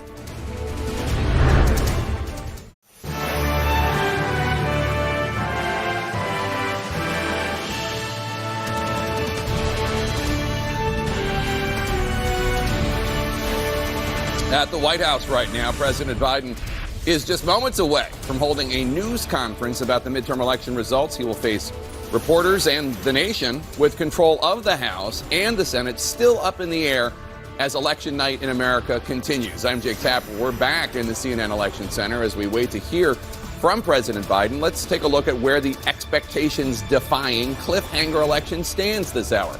In the fight for the Senate, Democrats now hold 48 Senate seats. Republicans have 49. They need to pick up 2 more seats, Republicans, in order to get the 51 seats required to retake Senate control. The balance of power hinging on 3 key Senate races that remain undecided in Georgia, in Arizona, and in Nevada. And it could all come down to Georgia, where CNN projects the contest between incumbent Democratic Senator Raphael Warnock and Republican challenger Herschel Walker is headed to a December runoff. In the House of Representatives, 218 seats are needed to control that chamber. Democrats now trailing with 187 seats compared to 204 for Republicans, with 44 races still uncalled. Republicans closer to winning a majority, although likely not as large as House Republican leader Kevin McCarthy had hoped. As we stand by to hear from President Biden, we are told Biden and his team are feeling vindicated by the results so far. The Democrats bucking historic trends and defying predictions that a red wave would sweep over them in this election. A less upbeat outcome for former President Donald Trump. His endorsements in some high-profile races failing to deliver the swift and sweeping victories many Republicans anticipated. Our political team is in place to cover it all, including Dana Bash, Abby Phillip, Chris Wallace, and Casey Hunt. John King is back at the Magic Wall to show us where and why we still cannot call key races. David Chalian is digging deeper into the issues influencing voters' choices. And Brianna Keeler is at the voting desk monitoring how and when the remaining ballots are being counted. In addition, of course, our correspondents are standing by as more votes come in to be counted and President Biden gets ready to take questions. Let's go right to Phil Mattingly. He's at the White House. Phil, what are we expecting to hear from President Biden when he comes out, which could be at any moment? Yeah, you know, Jake, there is rarely a moment where the president holds a formal press conference, but this is a format that will give him ample opportunity to really lay out what White House advisors call equal parts vindication and validation. Vindication because they were able to buck those historic trends. They were able to buck inflation that remains at 4-decade highs. And while they have lost and will likely lose the House at this point, they believe it underscores the reality that his agenda is popular, that his approach is popular. And while the president's approval ratings aren't exactly sky high, they have still managed to buck those trends. Now, it is a tricky balancing act right now. Obviously, the Senate and House remain uncalled. White House officials are keenly aware the House is likely to flip, even though it is closer than just about anybody thought it would be.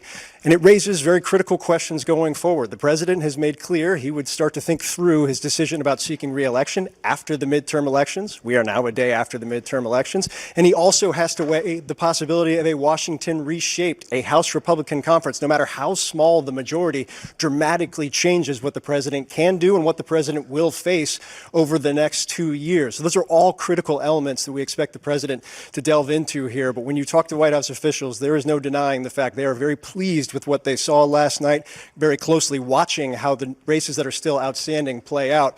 But certainly a better night than most people expected, and White House officials feel very good about that in advance of the president's remarks, Jake. All right, Phil Mattingly at the White House. Let's go to Capitol Hill now, where Manu Raju is. And Manu, you and I talked about this.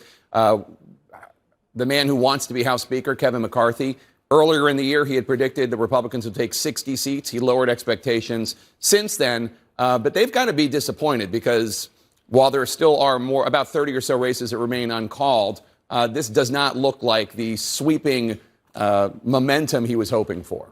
And it complicates his path. Even if they do take the majority, which they are on track to take the majority, it could be a very narrow one, which will make governing difficult and also make the first task for Kevin McCarthy difficult. That is getting the votes to become the House Speaker. Now, behind the scenes, Kevin McCarthy is moving swiftly. He assembled his team of whips today in order to fan out across the House Republican Conference, lock down enough support in order for him to become the next Speaker of the House. But there's a problem with the narrow majority that will almost certainly embolden the far-right faction of his conference, the House Freedom Caucus, who we are told is threatening to vote against Kevin McCarthy. Roughly 24 or so members are suggesting they are open to voting against him if they don't get some concessions. Some of those key concessions, putting the idea of impeaching Joe Biden on the table, putting the idea of impeaching some cabinet members like Secretary Alejandro Mayorkas of the Homeland Security Department, putting that issue on the table as well. Now,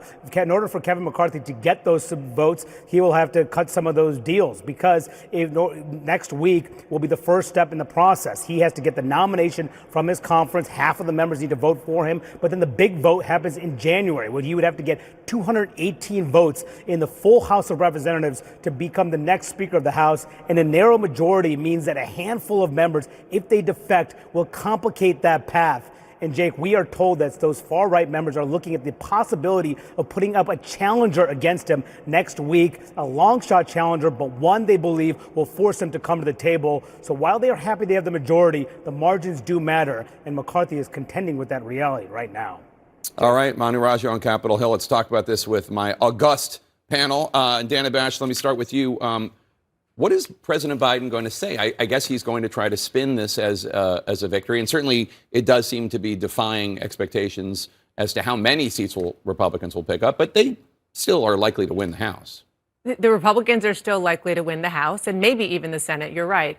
But what you're going to hear for sure from the president, according to sources I'm talking to, and I know my colleagues are as well, is a bit of a victory lap. And I know that sounds a bit off and doesn't really make clear that that's the reality of what we're going to see in January.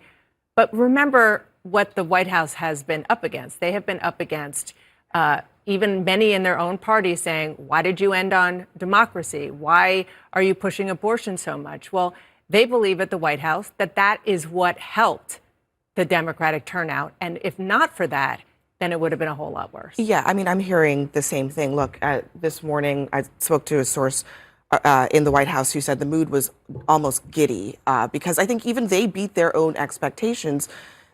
They tried to put together what they thought was the best closing argument they could under the circumstances, frankly, not really knowing if it would be enough to hold back the gravity of history, the gravity of the president's approval ratings, which are upside down.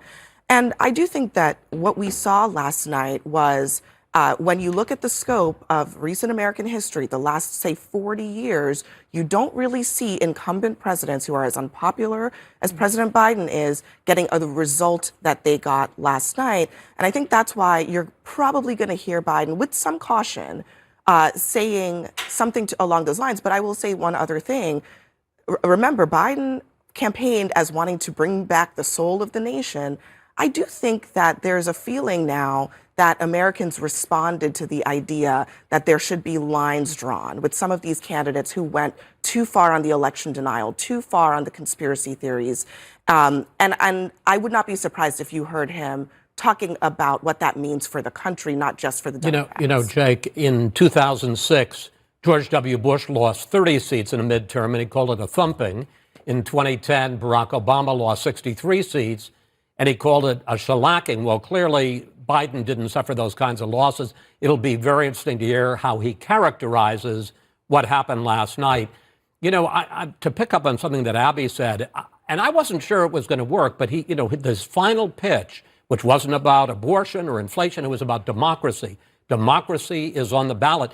Really does seem to have been very effective. When you look at these races, there were a whole lot of election deniers across the country for governor, for senator, especially for Secretary of State, who lost. And I wouldn't be surprised if you hear President Biden reaffirm that and basically challenge what may well be a new Republican majority, certainly or very likely in the House, maybe in the Senate, and say, let's work together. Let's work for, let's focus on what unites us rather than what divides us. Well, and also, I mean, to that point, elections are about the future.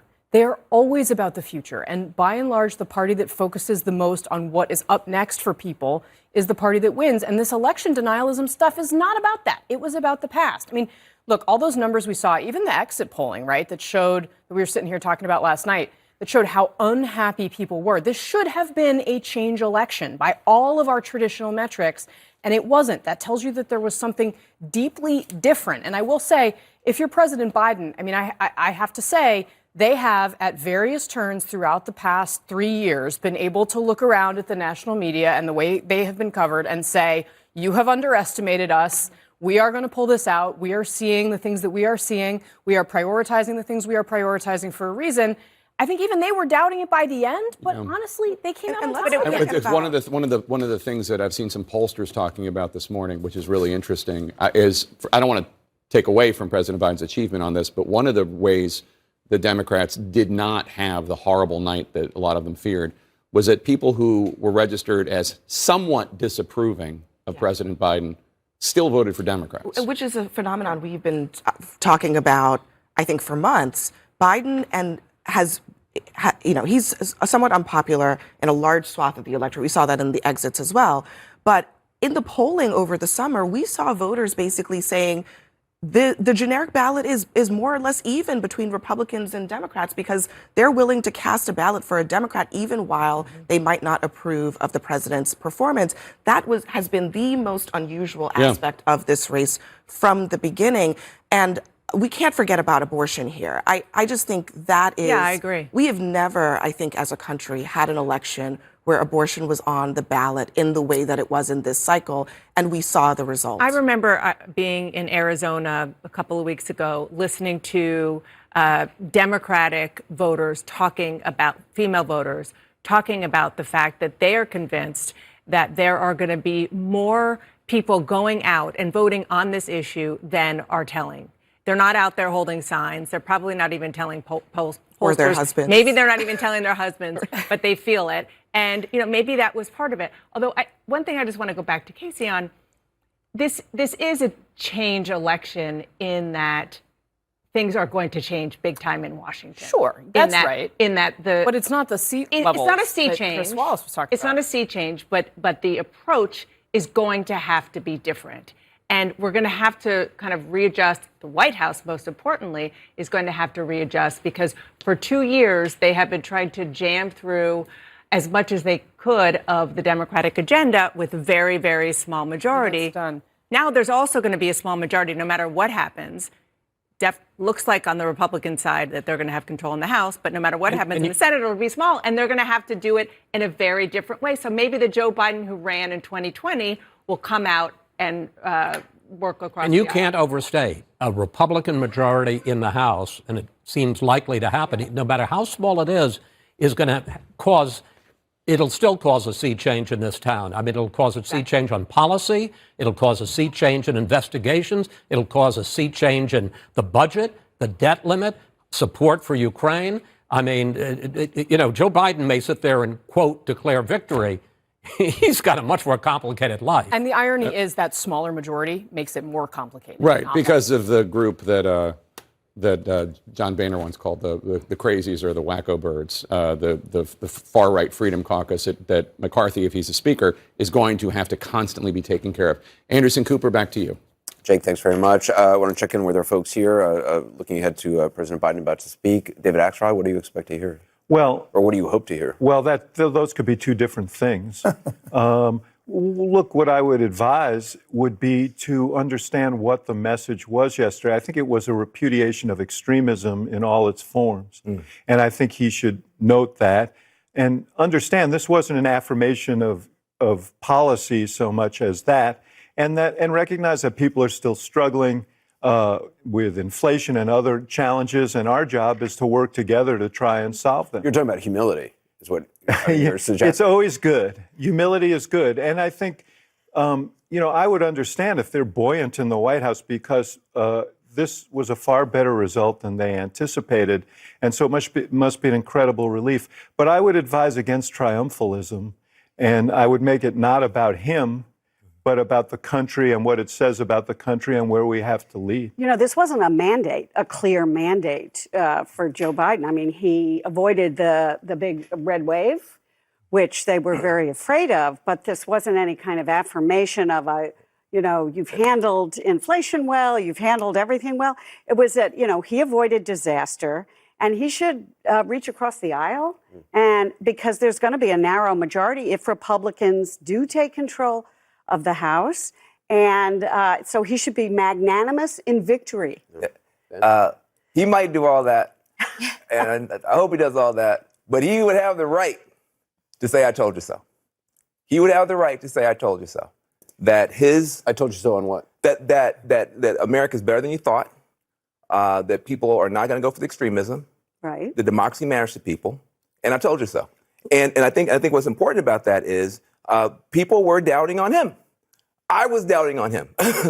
People were chewing their fingernails down to their elbows because we said, what is this guy doing? Now, a lot of stuff happened at the grassroots level that we'll talk about later. A lot of stuff happens at the candidate level. But Biden had a fundamental faith that the American people were better than this nonsense, and he was right. Biden was right. The last time he came out and gave a speech, which was, his sort of final message to voters, it was about that's democracy. It was about January 6th, drawing a line, the Pelosi attack, and he was attacked for it. Listen, I'll just say again, I'm going to agree with Van here to a certain extent, right? I do believe this is going to go down in history. It's historic, right? If you're looking at trends, we all sat around here and everybody analyzed. It's like baseball. You look at who threw a no-hitter, what year, right? So you're going to go back and look over the next 100 years, where were the big blowouts during the midterms? Right. And there's going to be an asterisk for Bush, right? This is what happened. And there's going to be an asterisk in this administration. Yeah. So what happened here is historic. Yeah. Now, I don't know if you can draw a direct line from this president to what happened, right? I don't know if it's that easy because this election kind of defies description. But I do believe that it is historic. And to a certain extent, Ron Klain and those in the White House have an opportunity to kind of puff their chest out a little bit today. And I would agree with David in terms of not being, too jubilant, being a little bit humble and saying, look, this is a chance for Biden to be the president that he ran on in 2020.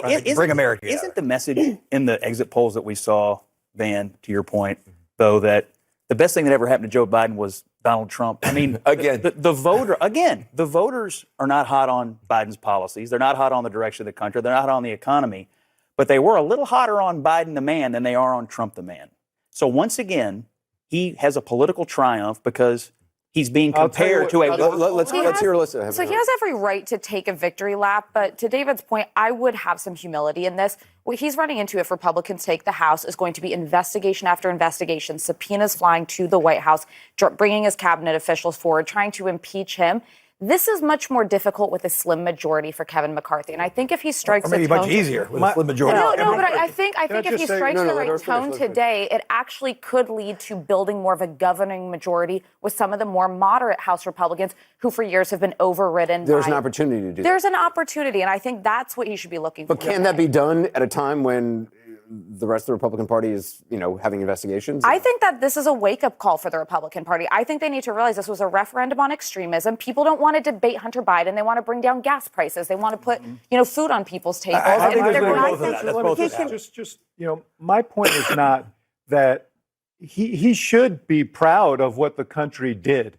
But all I'm saying is he should make it about the country and not about himself. Okay. That's what I'm talking about. And in terms of your point, Alyssa, I think that what we saw yesterday was, yes, the Democratic base was mobilized, but the reason these candidates swung was because independents swung hard to them.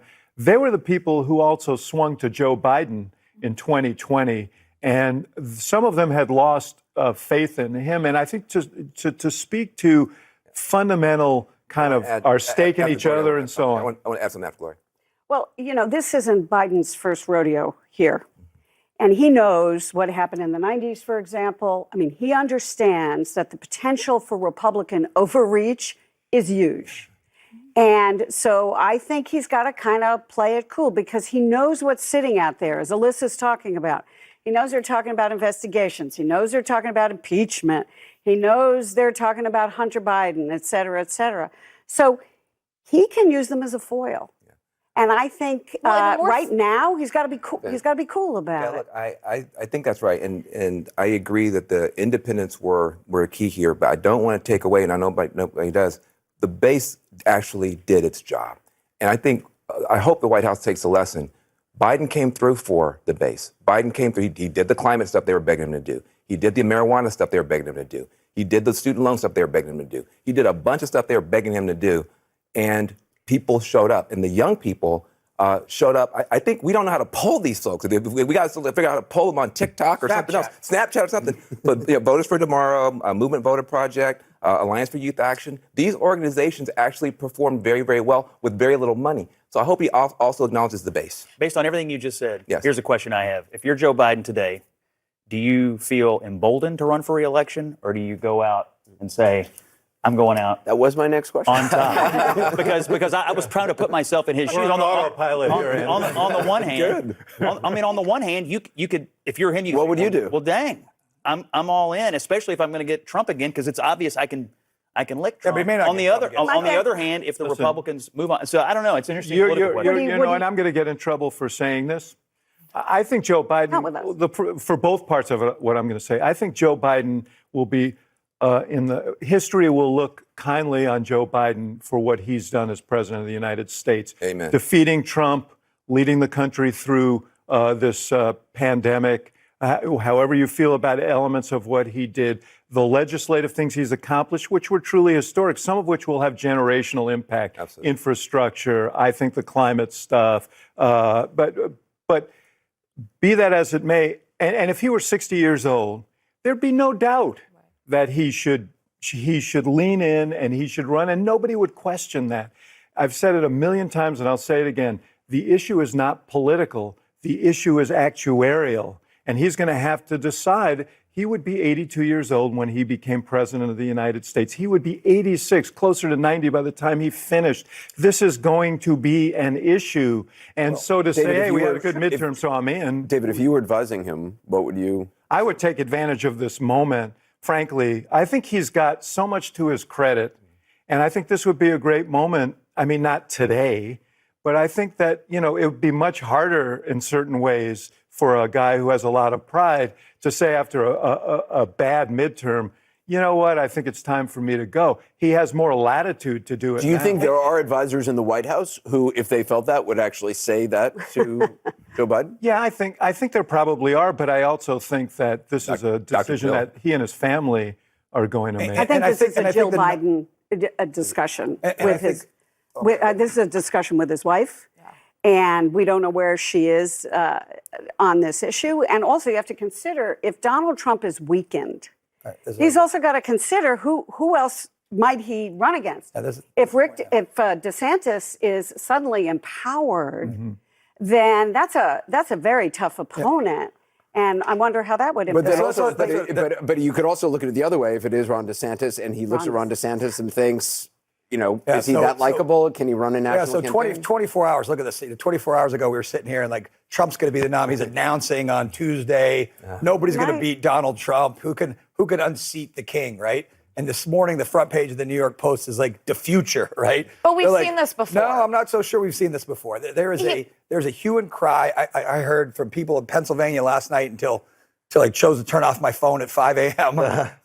They're really upset, right? And this is not big donors. These are grassroots Is people. it the emperor has no clothes? I tired of losing. I know, but guys, Let Republicans fight. do Republicans, let me ask you, do my fellow Republicans care more about losing or storming the Capitol, trying to overthrow the government, they care trying about to losing, Alyssa. incite They a care about mob? losing. But he lost us already, and they all go back to him. I'm not convinced Trump's done. I think you're right about what happened on January 6th, and he was weak then. The reason he's never been weaker than now is because there's never been a viable alternative until now. At this point, Republicans can see the next lily pad. They never could see it before. And listen, hold on. Just take this, for example. Let's look at places where Trump didn't touch. Kemp, running way ahead of Herschel, right? DeWine runs way ahead of JD.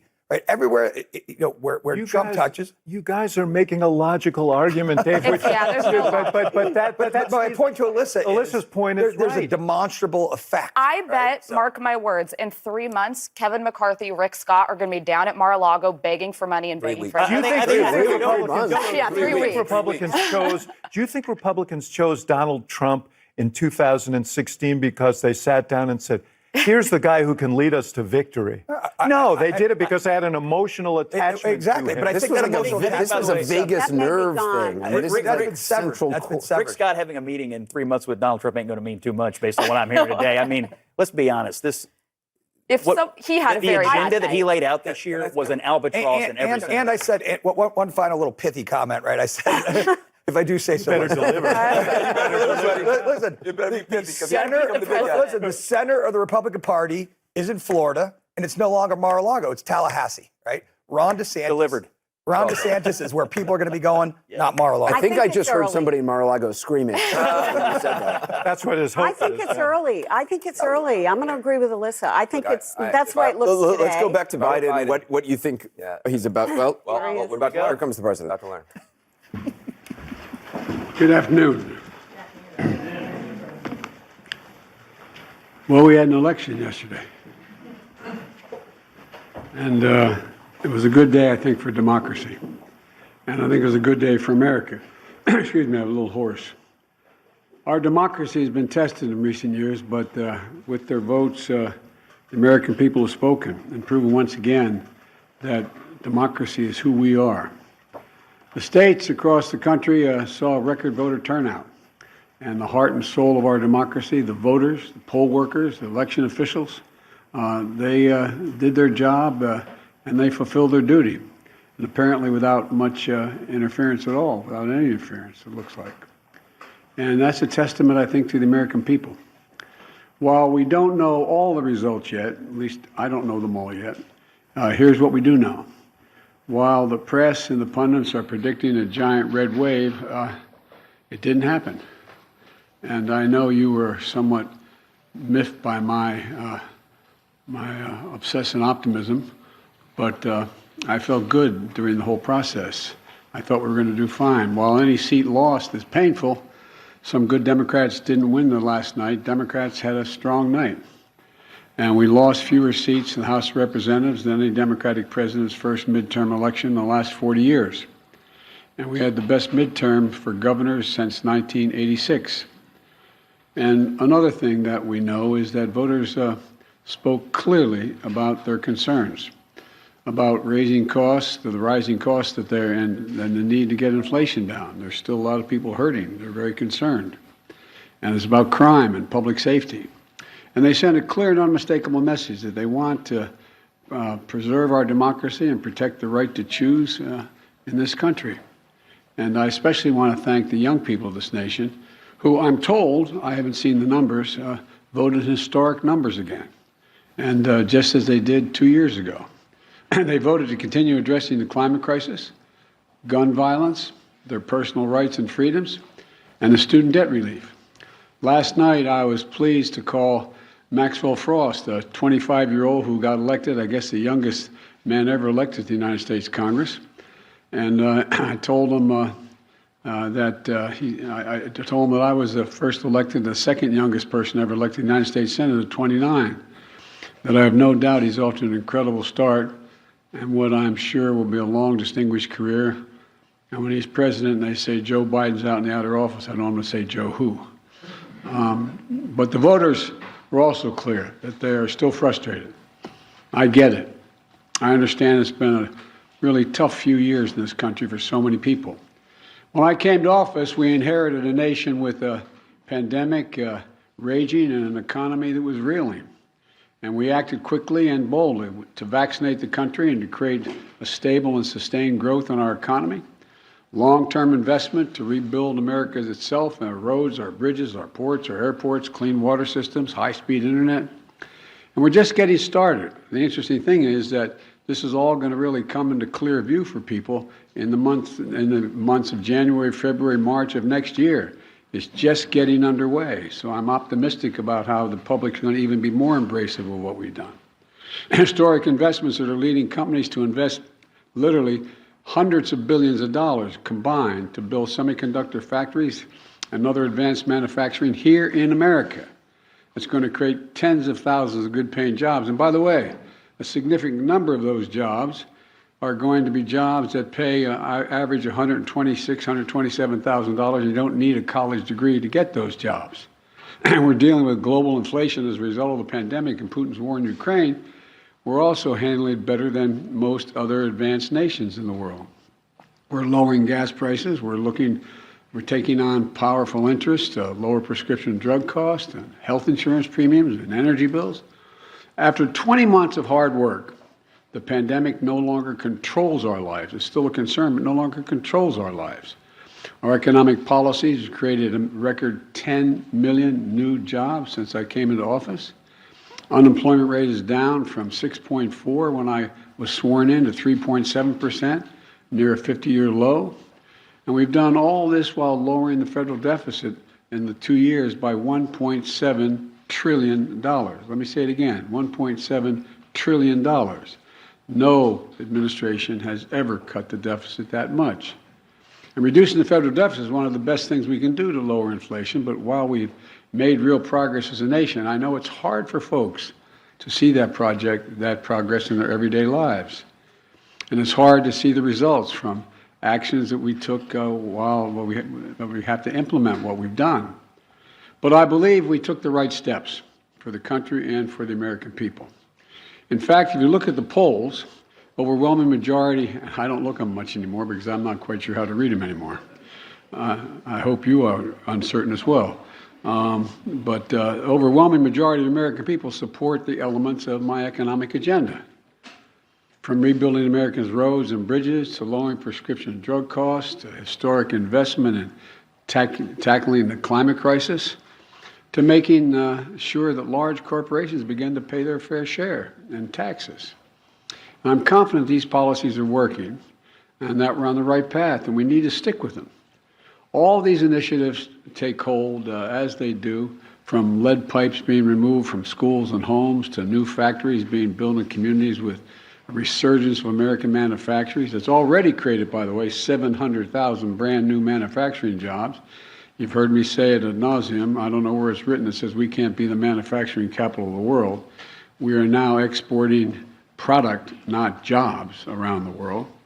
People across the country are going to see even more clearly the positive effects on their day-to-day lives. But I still understand why they're hurting right now. So many people are concerned. As I have throughout my career, I'm going to continue to work across the aisle to deliver for the American people. And it's not always easy, but we did it the first term. Now, I'll be surprised a lot of people that we signed over 210 bipartisan laws since I've become president, and we're revitalizing American manufacturing, gun safety, we did it together, and dozens of laws positively impacting on our veterans. And let me say this, regardless of what the final tally in these elections show, and there's still some counting going on, I'm prepared to work with my Republican colleagues. The American people have made clear, I think, that they expect Republicans to be prepared to work with me as well. In the area of foreign policy, I hope we'll continue this bipartisan approach of confronting Russia's aggression in Ukraine. When I return from the G20 meetings in Indonesia with other world leaders, I'm going to invite the leaders of both political parties, as I've done in the past in my foreign trips, to the White House to discuss how we can work together for the remainder of this year and into the next Congress to advance the economic and national security priorities of the United States. And I'm open to any good ideas. I want to be very clear. I'm not going to support any Republican proposal that's going to make inflation worse. For example, the voters don't want to pay higher prescription costs for drugs. We've cut that now. We're going to kick into gear next year, next calendar year. And I'm not going to walk away from the historic commitments we just made to take on the climate crisis. They're not compromisable issues to me, and I won't let it happen. The voters don't want more taxes for the tax cuts for the super wealthy and biggest corporations. And I'm going to continue to focus on cost cutting for working and middle class families and building an economy from the bottom up and the middle out. I know you're tired of hearing me say that, but I genuinely mean it. That's what makes America grow. The wealthy do very well when the middle class is doing well, and the poor have a way up. And while continuing to bring down the federal deficit. You know, as we look at tax cuts, we should be looking at tax cuts for working people and middle-class people, not the very wealthy. They're fine. And if you can go out and be a multimillionaire, that's great. Just pay your fair share. That's all. That's all. Just pay your fair share. It's like those 55 corporations in 2000 that made $40 billion and didn't pay a penny in federal taxes. It's not right. Everybody has an obligation. So now they have to pay a staggering 15%. You all pay more than that for new taxes. So I'm going to keep my commitment that no one earning less than $400,000 a year, and that's a lot of money where I come from, are going to see their federal taxes go up. And I want to be very clear. Under no circumstances will I support the proposal put forward by Senators Johnson and the senator from down in Florida to cut or make fundamental changes in Social Security and Medicare. That's not on the table. I will not do that. I will veto any attempt to pass a national ban on abortion, but I'm ready to compromise with Republicans where it makes sense on many other issues. And I'll always put the needs and interests of the American people first. So let me close with this. On this election season, the American people made it clear. They don't want every day going forward to be a constant political battle. There's too much of that going on. And there's too much that we have to do. The future of America is too promising to be trapped in an endless political warfare. And I really mean it. You've heard me say it time and again for the last 20 months or so. I am so optimistic about the prospects for America. We need to be looking to the future, not fixated on the past. And that future is bright as can be. We're the only nation in the world that's come out of every crisis stronger than we went into the crisis. And that's a fact. I mean, literally mean that. We've come out stronger than we've gone in. And I've never been more optimistic about America's future than I am today. You know, particularly because of all those young people I talked about, 18 to 30. They're showing up. They're the best educated generation in American history. They're the least prejudiced generation in American history, the most engaged generation in American history, and the most involved. Look, after a long campaign season, I still believe what I always have. This is a great nation, and we're a great people. And it's never been a good bet to bet against America. Never been a good bet to bet against America. There's nothing beyond our capacity if we work together. We just need to remember who the hell we are. We're the United States of America. The United States of America. There's nothing beyond our capacity. And I'm pretty well convinced that we're going to be able to get a lot done. Now, I've been given a list of 10 people that I'm supposed to call on, and you're all supposed to ask me one question, but I'm sure you'll ask me more. And so let me start off with a list I've been given. Zeke Miller, Associated Press. Thank you,